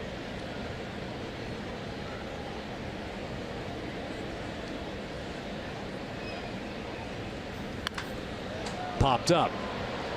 Adams coming on. Still coming. Phillips joins him, and Adams makes the catch. And that's the second out. So Freeman retires the first batter he's assigned, and Tommy Pham is coming up. Tough play at twilight here. Nice hustle by Matt to get in there and get under it.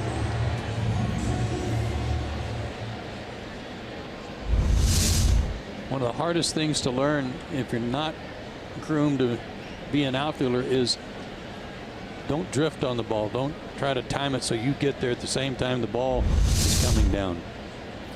Get there as fast as you can, then camp under it, and then make whatever adjustments you need to make.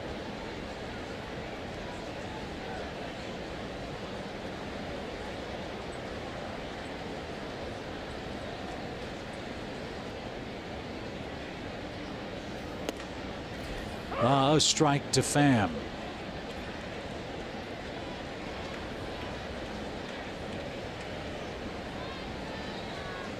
Pham drove in a run in the 3-run Cardinal 4th. And he just broke his bat. Dansby at short. He'll flip to first in time, and Freeman a nice job again in relief. That ends the Cardinals' 6th. 8-9-1 coming up as we're off to the 7th.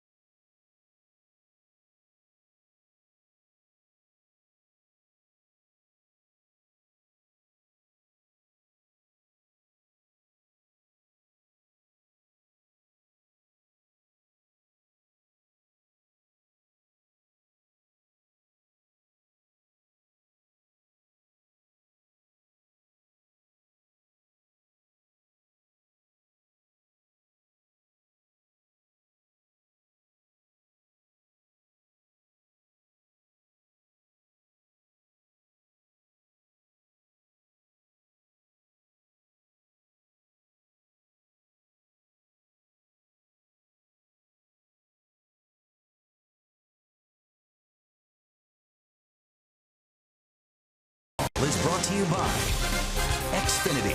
Xfinity X1 will change the way you experience TV. And by Delta Airlines. All right, things getting serious in St. Louis. We're entering the 7th inning. This has been the happy zone for the Braves offensively this year. They'll try to feast on Tyler Lyons, the second pitcher of the night for the Cardinals. Lyons has been in 31 games, and he's done excellent work. A near 4-to-1 strikeout to walk ratio in relief. Yeah, especially lately. He has struck out 13 of the last 21 batters he's faced. Fastball, slider. Fastball sits in the low 90s.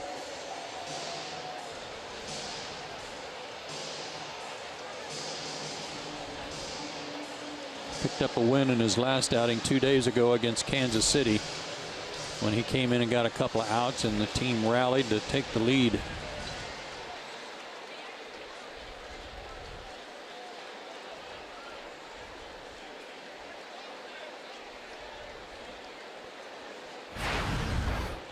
Well, if the baseball gods are fair at all, Dansby Swanson is due a nice offensive run. He's hit the ball on the button a couple more times tonight, but he's 0 for 2. Hits it on the button again, but right at the third baseman. Garcia on the grass makes the play on one pitch. And this will be Lane Adams to pinch hit for Sam Freeman. Yeah, I don't know what Dansby's going to need to do. Maybe put his chewing gum on the other side. I don't know. Tie his shoes different. Something. That's the way the season began for Swanson, who had a ridiculously low batting average on balls in play mark. You'd think those would even out. Haven't yet. As Adams hits, 8 for 34 as a pinch hitter with a home run and 9 RBIs this year. Lane's been a nice surprise. Wonder if he'll get a start out in Colorado.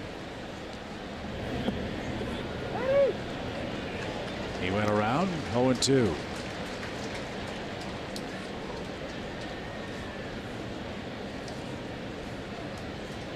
Braves have scored 195 runs from the 7th inning on this year.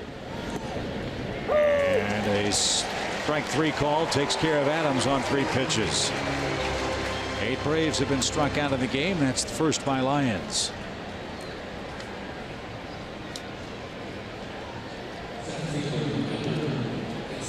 And here's Ender Inciarte. It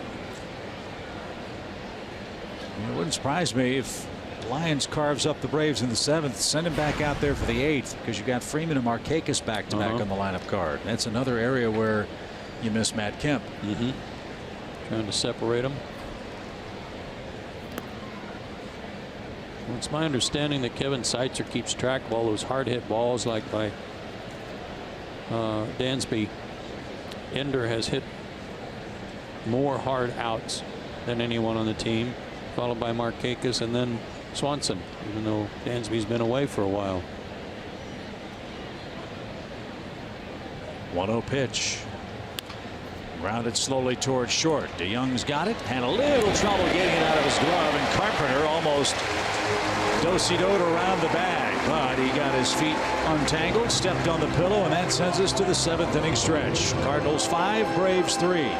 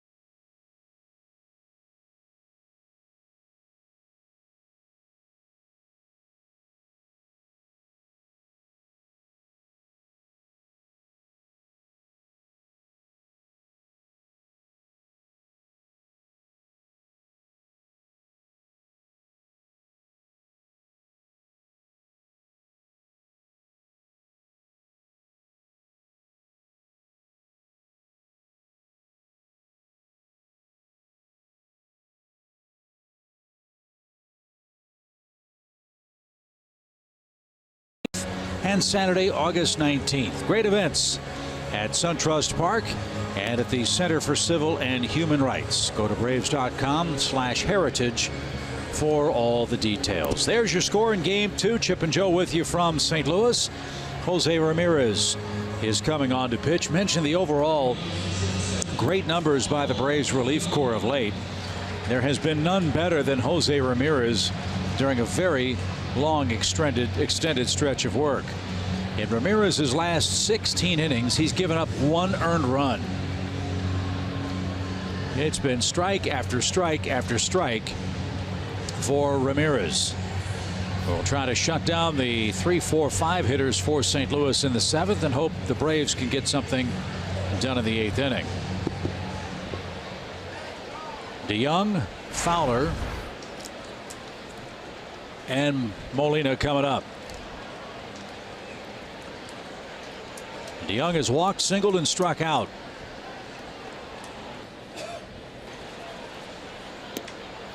And that missed up and away. Cardinals keeping an eye on the Cubs score. That's 0-0 in the 4th inning out in Arizona. St. Louis a game back. In the Central, a high fly ball left center. That's well hit. Ender has gone as far as he can go. Leaping try. He can't get it. It's a home run for DeYoung.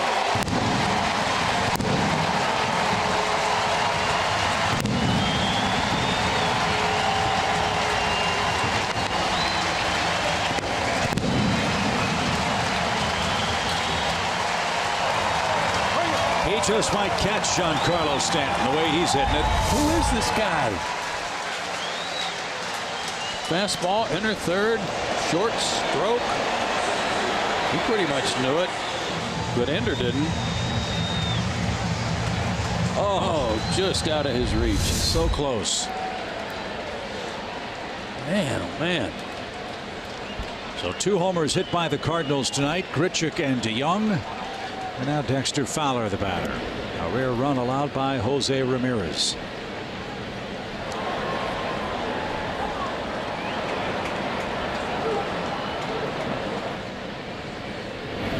Swing and a miss.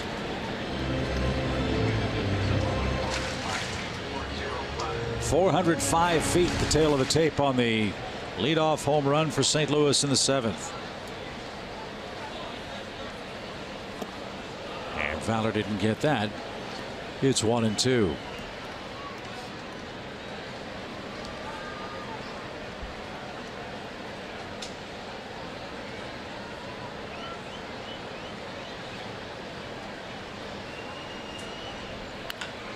Now Fowler shoots one toward left. Ender and Adams. It's Adams there to make the play. 1 man down. August 12th, 2017. This is a day of great remembrance for all of us on our Braves broadcast crew. 6 years ago today, we lost the man that got all of this started, the late great Ernie Johnson. And Ernie and his lovely wife Lois for so many years were such a wonderful part of the Braves family, Braves culture. And I know Lois is probably watching the game tonight. Hopefully Ernie Jr. and his family watching too. We think about Ernie Sr. every day, and none of us would be sitting where we sit without him. I like what you said. He got it all started.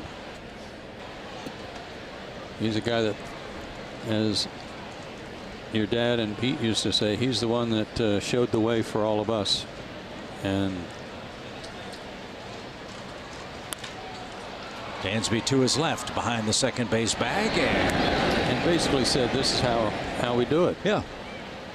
This is how we do it. And the press box at SunTrust Park has those 3 gentlemen's pictures there, and also the lithographs from their entries into the Braves Hall of Fame.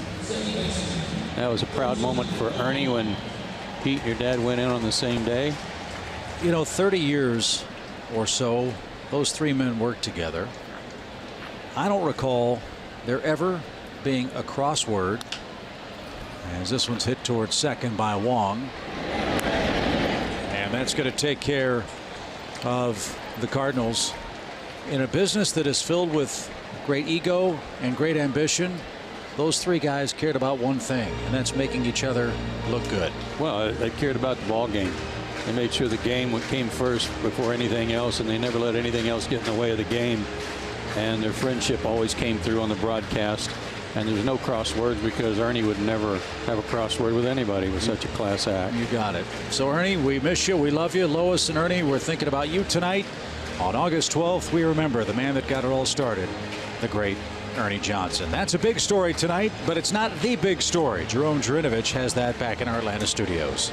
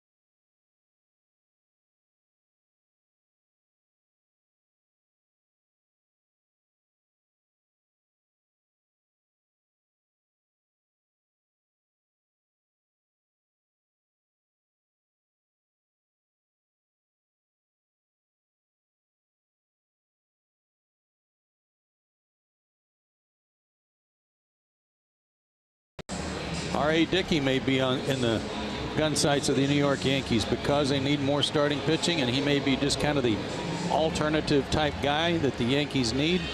So we'll keep a close eye on that. Yankees 3.5 back in the East, certainly a deficit they could take care of, but they got to get healthy. And R.A. Dickey is the man that's pitching for the Braves here tomorrow. Dickey Waka, the matchup for Game 3.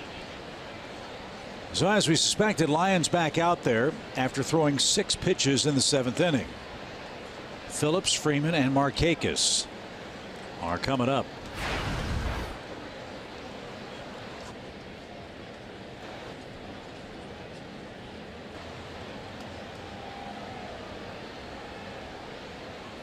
One-oh pitch is popped up right side. Colton Wong is there.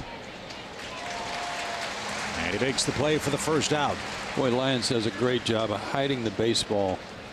Turns his back to the hitter and then just kind of runs the ball at you without showing it to you.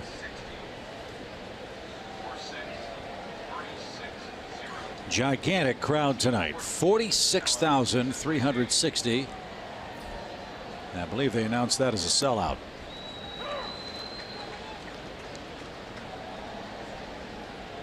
Just as the Braves had those big crowds for Alumni Weekend, same thing tonight for St. Louis.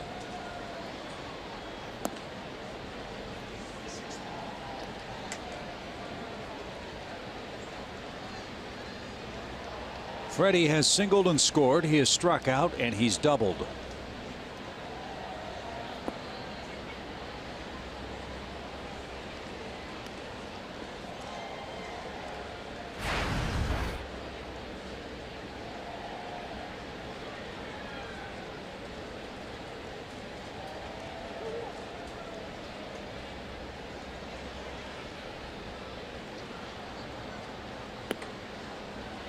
These fans have got to be wondering what's going on when they can come to a game, packed house, close quarters with all your fellow fans, and not be sweating.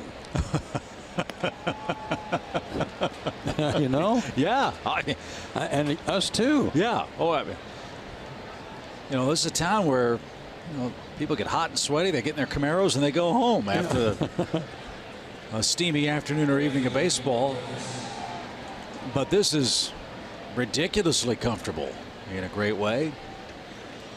Temperature, I believe, was below 80 officially at the start of the game tonight. It was 78.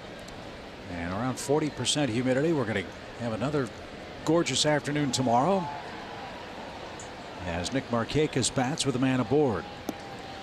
That's what's so funny about baseball, right? You've got Lyons coming in. He gets Swanson. He gets Adams. He gets Inciarte. He gets Phillips. Then he walks Freeman. Now he's got Markakis, who can make it a one-run game.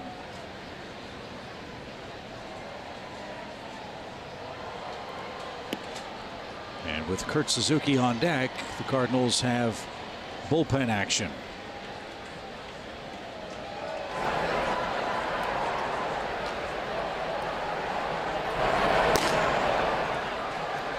So Arabia last night. Thought for a minute that was Jason Mott. Thought he put the Cardinals shirt back right on.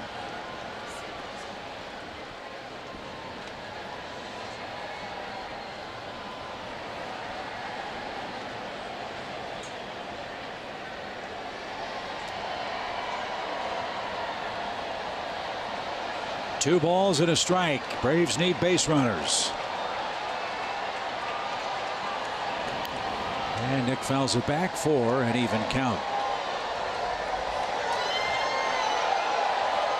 Max Fried and Jim Johnson are readying in the Braves pen. Cardinals will have their lower third up in the 8th.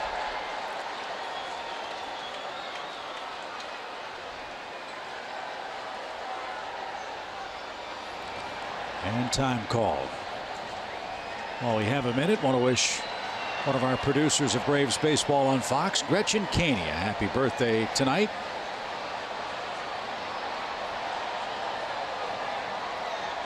Happy birthday, Gretchen.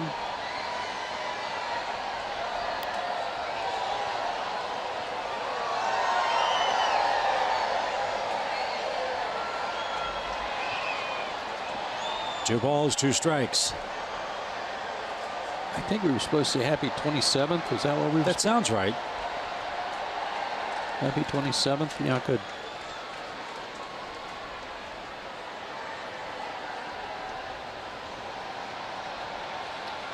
Fans have the wave going here at Busch. The pitch. Swing and a fly ball right center field. Pretty well hit. Fowler on the run. Still going. Still going. He got there a step away from the fence.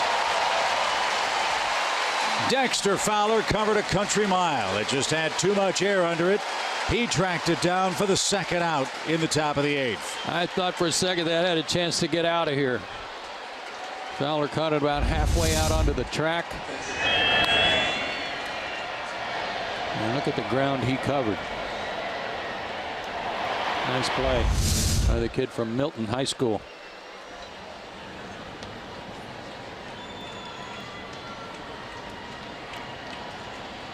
Kurt Suzuki's 1 for 3 with a couple of RBIs tonight.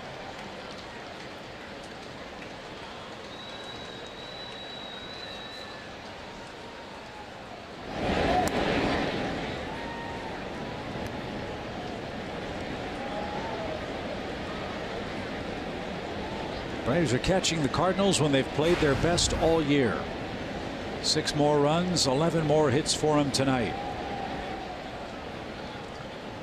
During their long winning streak, they've outscored their opponents by 32 runs in the last 6 games. They're plus 57 runs for the year. Yeah, that's more than they had on a plus ledger for the whole season. Correct. So they may be hitting stride for the final 7-week sprint. Up and away. Molina held it there for a moment, didn't get the call. 3-0. Excuse me, 2-0 the count for Suzuki.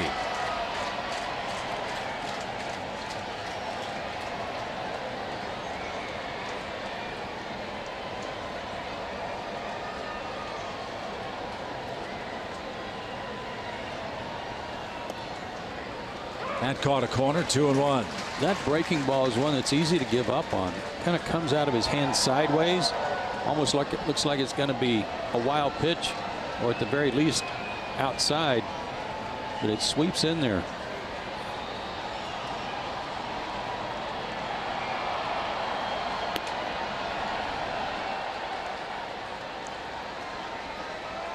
So 6 pitches for Lyons last inning. He's thrown 17 so far in the 8th.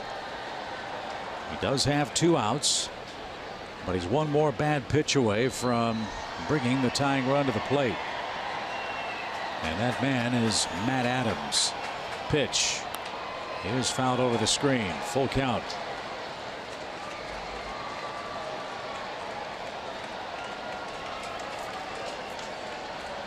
So Freddie Freeman can get a head start.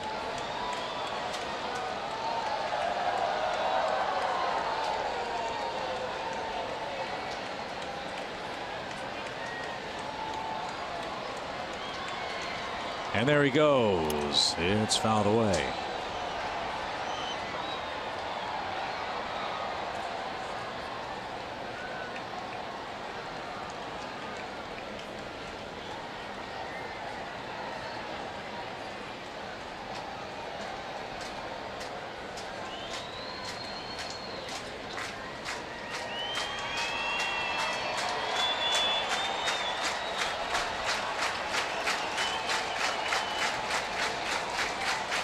Here comes another payoff. And ball 4. The Braves bring the tying run to the plate in the 8th.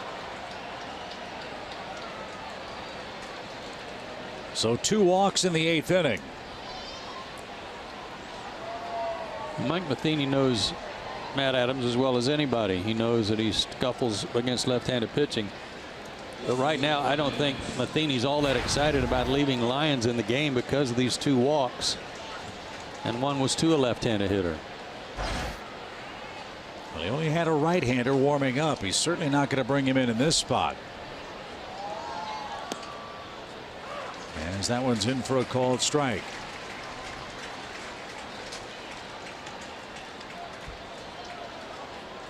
Matt had a run-scoring hit against Brett Cecil last night, who did not look good at all. He's down a strike here, and now he's down 0-2. Breaking ball in, breaking ball away.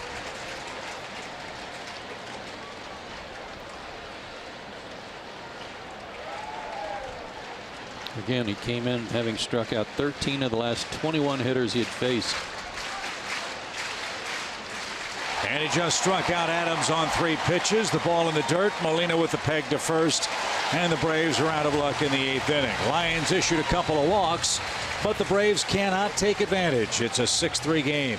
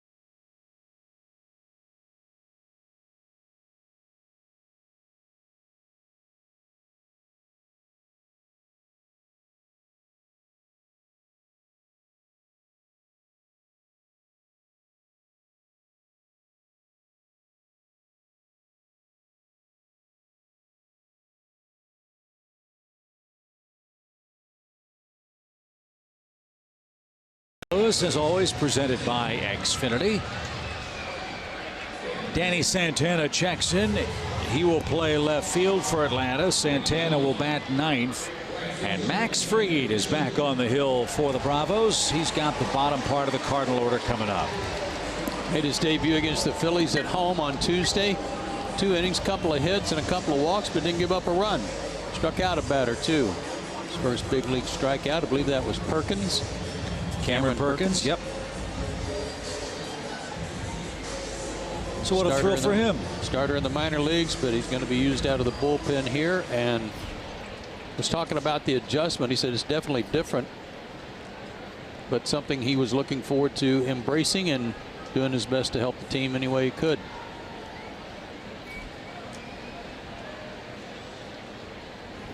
So Randall Grichuk is the Cardinal hitter.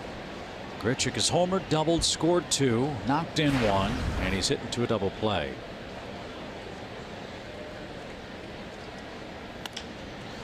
That ball's dumped into right. Markakis is coming on, and he makes the play. Trevor Rosenthal's the Cardinal closer. He's warming up in the pen. Another right-hander down there with him.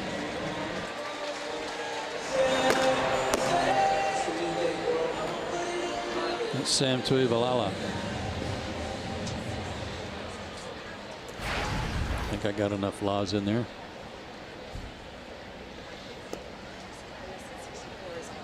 I wonder if his nickname is Fala.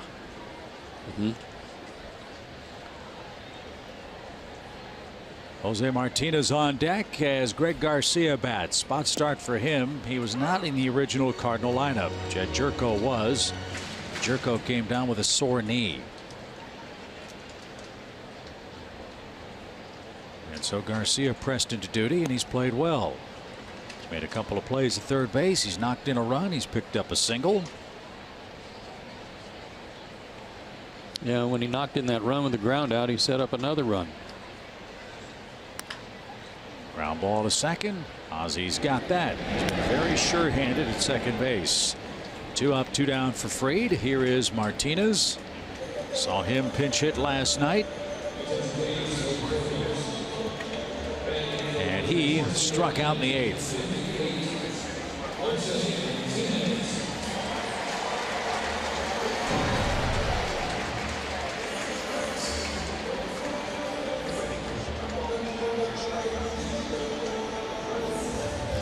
So Mike Matheny with the lead tonight. Gave Carlos Martinez 6 innings. Lyons has given him 2 innings of shutout relief.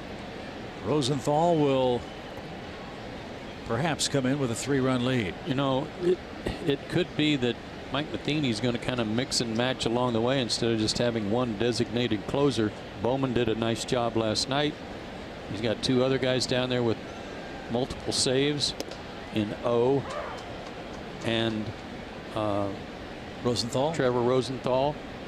So he's got a nice collection down there that he could use any assortment of them at the end of the game to finish. And what a luxury to have 3 left-handers down there. Cecil's performance notwithstanding. Yeah. You've got Zach Duke.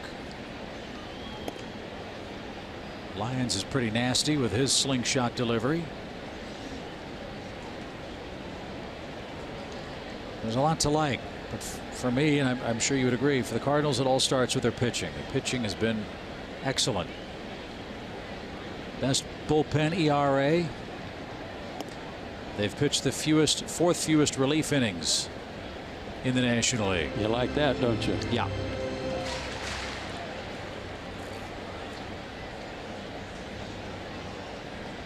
Three balls and a strike for Martinez. And a strike. He dropped the bat. He'll have to head back for the full count.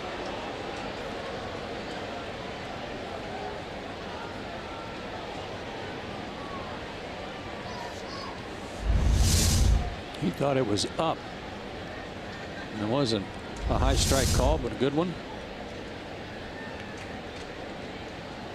Pitch of decision for Max Fried. Here it comes. And that one is ball 4 in the dirt. Don't want a repeat of last night. Fried's got 2 quick outs in the 8th inning with this part of the order. And then DeYoung had a 2-run double. So Fried will face Carpenter, who stands in the box for the 5th time tonight.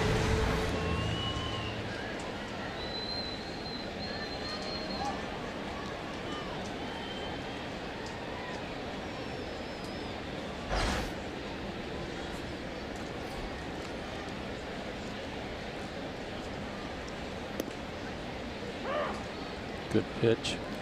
94 on the outside corner.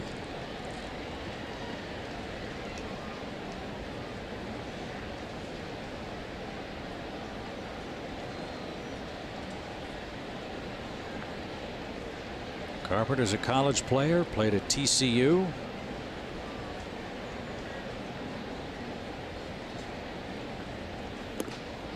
Another one. Great spot. One more, and let's turn it over to the Braves bats in the ninth.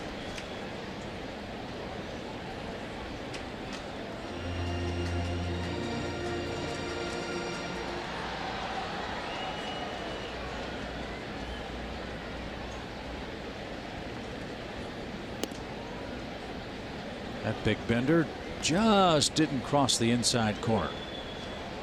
Carpenter watched that sail by. 1-2 the count.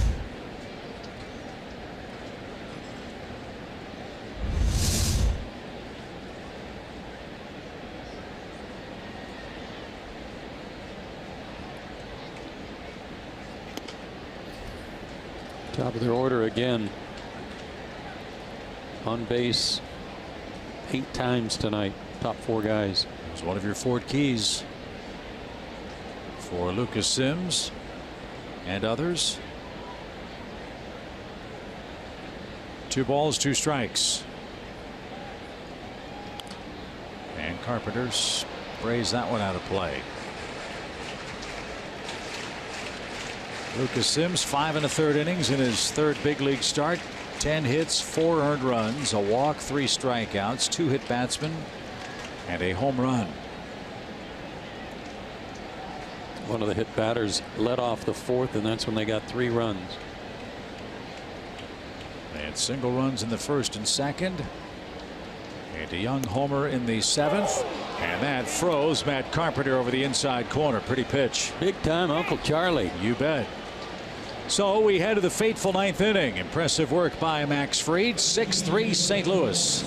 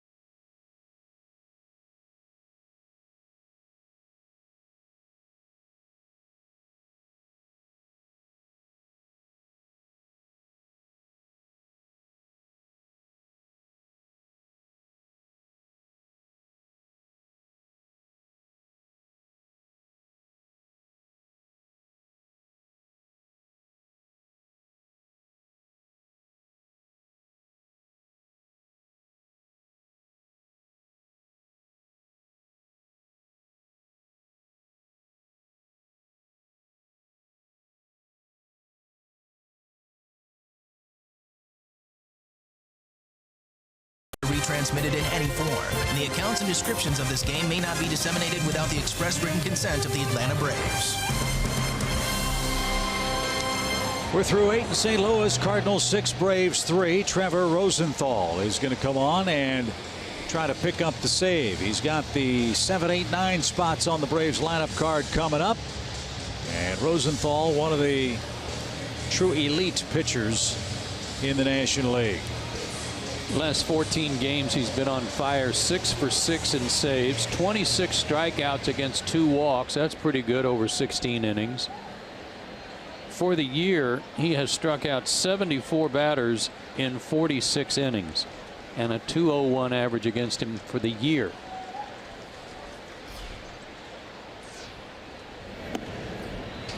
Upper 90s fastball, slider, and again, beyond that, who cares? a ridiculous 14.3 strikeouts per 9-inning rate. 120 saves with the Cardinals. That's good for 5th on their all-time saves list. He was a late draft pick too, I believe. Let's check it out. Yep. 21st round. In 2009, he's out of Lee's Summit, Missouri. Across the state. Yeah, that's Royals territory. Cardinals had another relief pitcher in their system before he got hurt. Familiar name, Jordan Schaefer. I think he had a pretty good spring going and then blew out his elbow. I think he's had to have Tommy John surgery. Correct.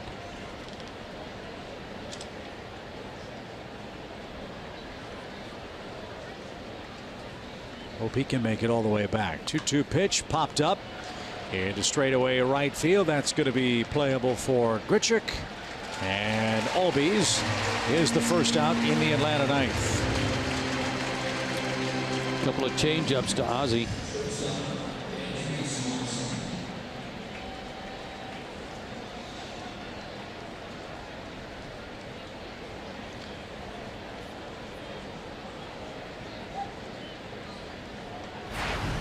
Dansby 0 for 3.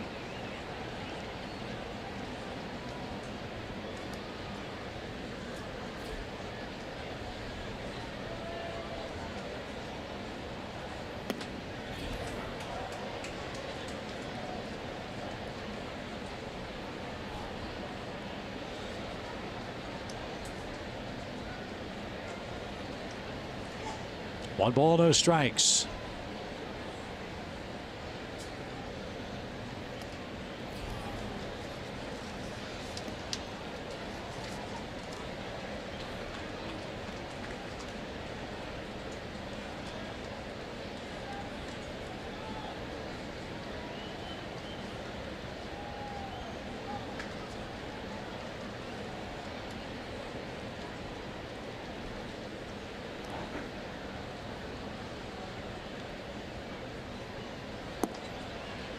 That caught a corner. There was a slider.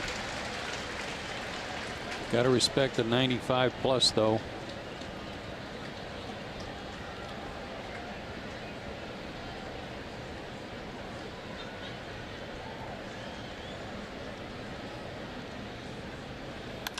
Line drive into right field. There's a hit for Dansby.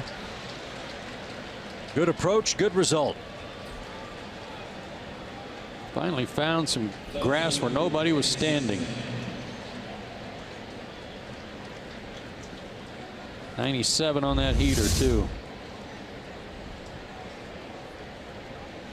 Solid contact and a base hit to show for it.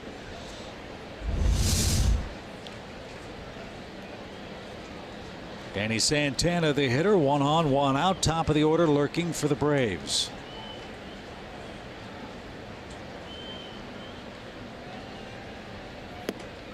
Did he go? He did not. Ball 1.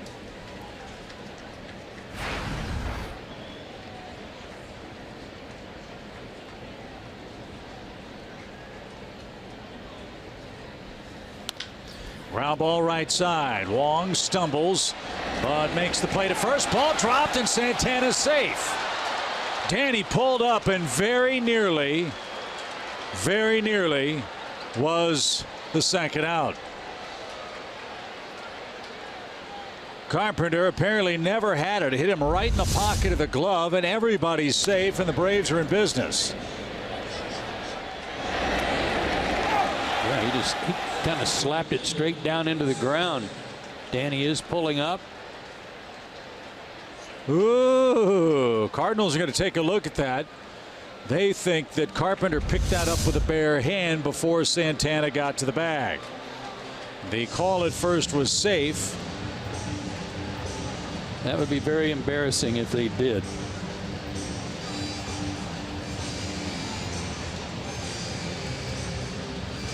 And this is a huge play in the game. There's the drop. There's the pickup. Does he have possession?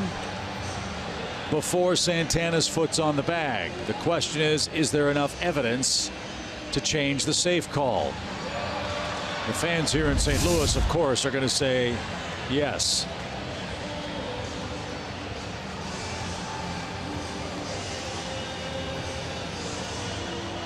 I'm surprised Carpenter had the presence of mind to keep his foot on the bag. Here it comes. He is safe. So the call at first is confirmed. What a break for Atlanta to get the tying run to the plate. So that's an error on Carpenter.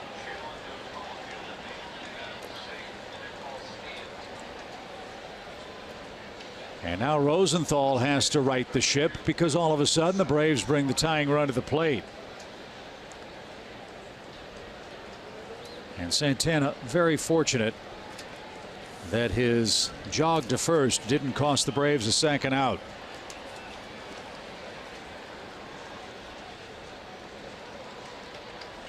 Ender Inciarte 1 for 6 against Rosenthal. It's Trevor's game. Nobody up in the pen. Ball one high.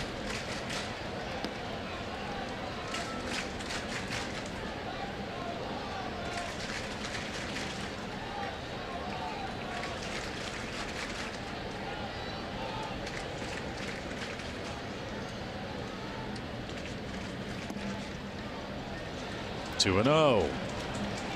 Throwing that changeup a lot. So I guess it does matter.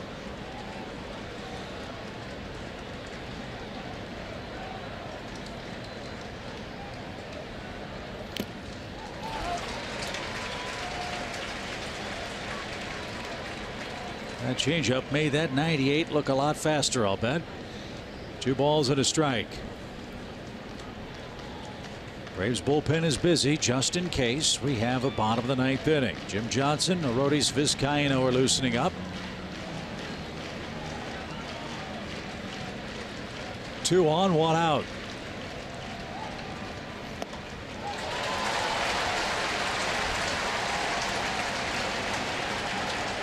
When you're trying to start early to catch up to that gas, that fastball away makes it very tough to try to hit it that way. You're already trying to get the barrel going.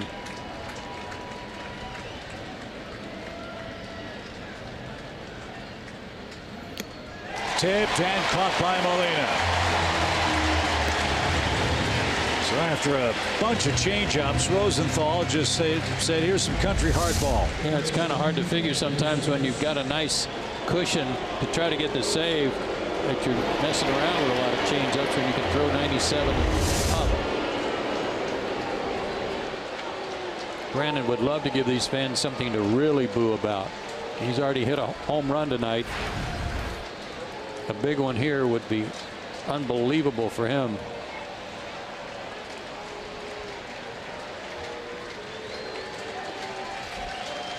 Two on, 2 out. Braves down to their final out tonight. Garcia hugs the line at third base. The pitch. Snap throw back to first, and Santana back safely.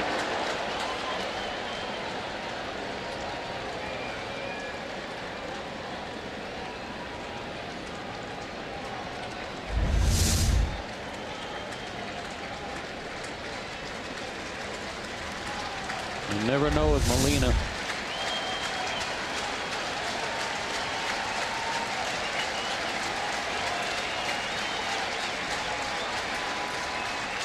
One and 0.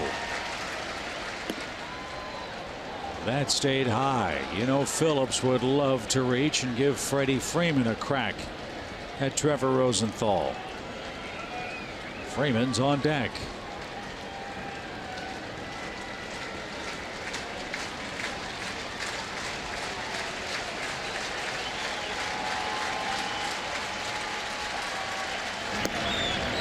That paints a corner. 2 and 1. Brandon's seen him a lot from his days with the Reds. 3 for 12, 5 strikeouts. That's more than twice as many at-bats against Rosenthal as anybody else on the team.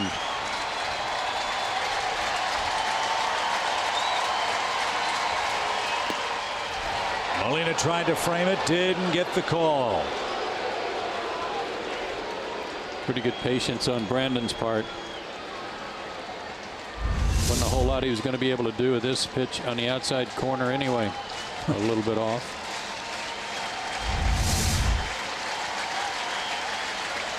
Big pitch. And it's driven out of play. So now the real fun starts. Swanson will get a head start at second. Santana will take off from first. 46,000 will rise with a 3-2 pitch with the game on the line for Brandon Phillips.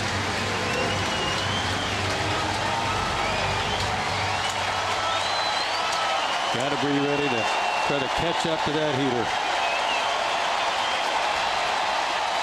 Here it is. Back-to-back 99s.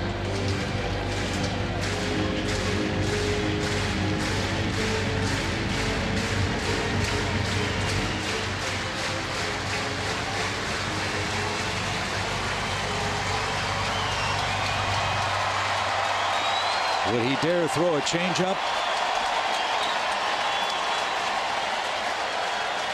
We're about to find out. Take the guts of a burglar to do it, risking putting the tying run on. Again, the 3-2 pitch for Brandon Phillips. Did he go? He did not. High slider, I'm guessing. I think it was a slider too, but he didn't.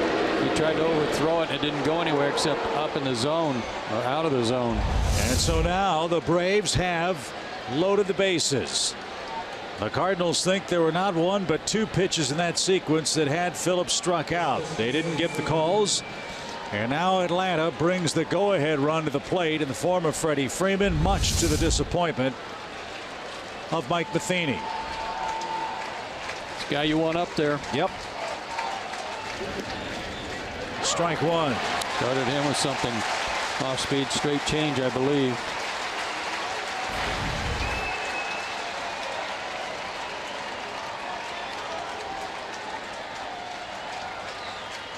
A Brave at every base, down 3 in the 9th.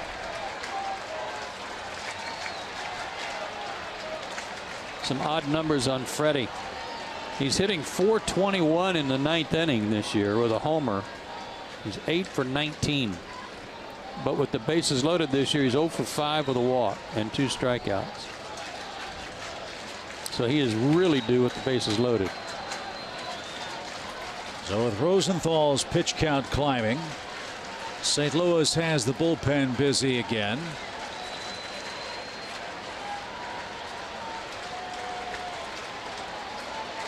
And Freeman behind in the count, 0-1.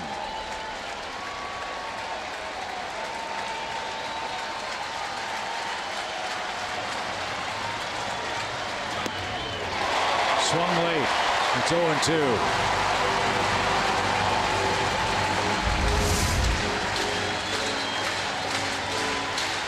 It's almost like a cutter. It's not breaking much.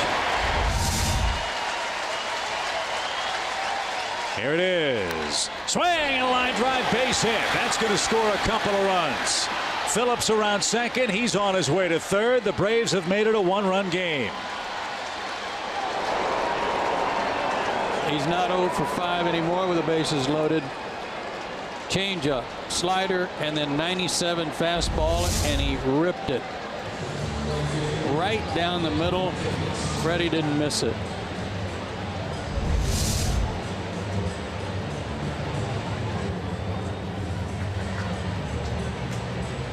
So Freddie Freeman with an 0-2 count keeps the Braves alive. Now Derek Lilliquist, the Cardinal pitching coach, is out for a visit. The game tying run now is 90 feet away. Anything in the dirt that Molina can't get might turn into a game tying play. Mike Matheny talking with Ted Barrett on the warning track in front of the Cardinal dugout. I think he's asking why there wasn't an appeal on the Brandon Phillips check swing that was ruled ball 4. Oh, I thought they did. I thought he gave him a safe sign. Maybe that's why he was arguing it. I mean, you can't argue that, or maybe he wanted an explanation on the drop by Carpenter. So either way, this has been a most eventful 9th inning for the St. Louis Cardinals. Braves off the deck with 2. They need one more to get it tied, and Nick Markakis, the right guy at the right time. Tuivailala loosening again in the St. Louis pen. Can Nick Markakis bring home the tying run?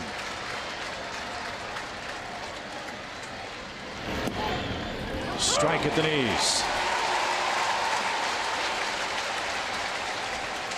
Markakis only 2 at bats against Rosenthal. 0 for 2, 2 strikeouts.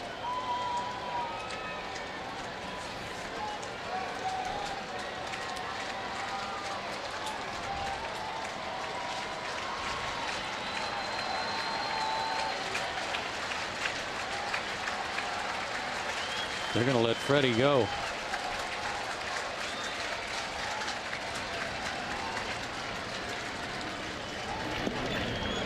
That caught the corner. It's 0-2. I know you're trying to play defense and put your fielders in the best place to try to end this game. But when you let the go-ahead run get into scoring position, you're taking a heck of a chance. That pitch did not appear to be a strike. No, it didn't. Well, Freddie had a hit 0-2. Can Markakis do it 0-2? Here it is. Almost hit him, and Molina blocked a ball in the dirt. 2 wild pitches for Rosenthal in the year. And with Molina back there, they must have been really wild. Breaking ball in the dirt. Beautiful stop. Former catcher Mike Matheny loved that effort.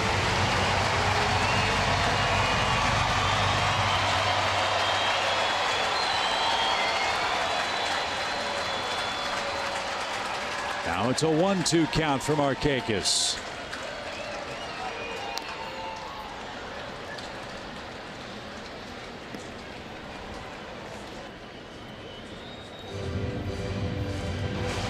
Gotten away with that slider up. I know he bounced one up there just a minute ago on purpose, but if he's trying to get an out with it, it's not moving much. Most pitches Rosenthal's thrown in a game is 34. This is his 31st pitch tonight. And it stayed high. 2-2.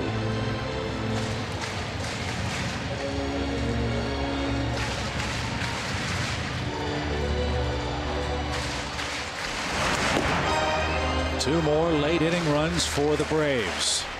They need one more to tie it up.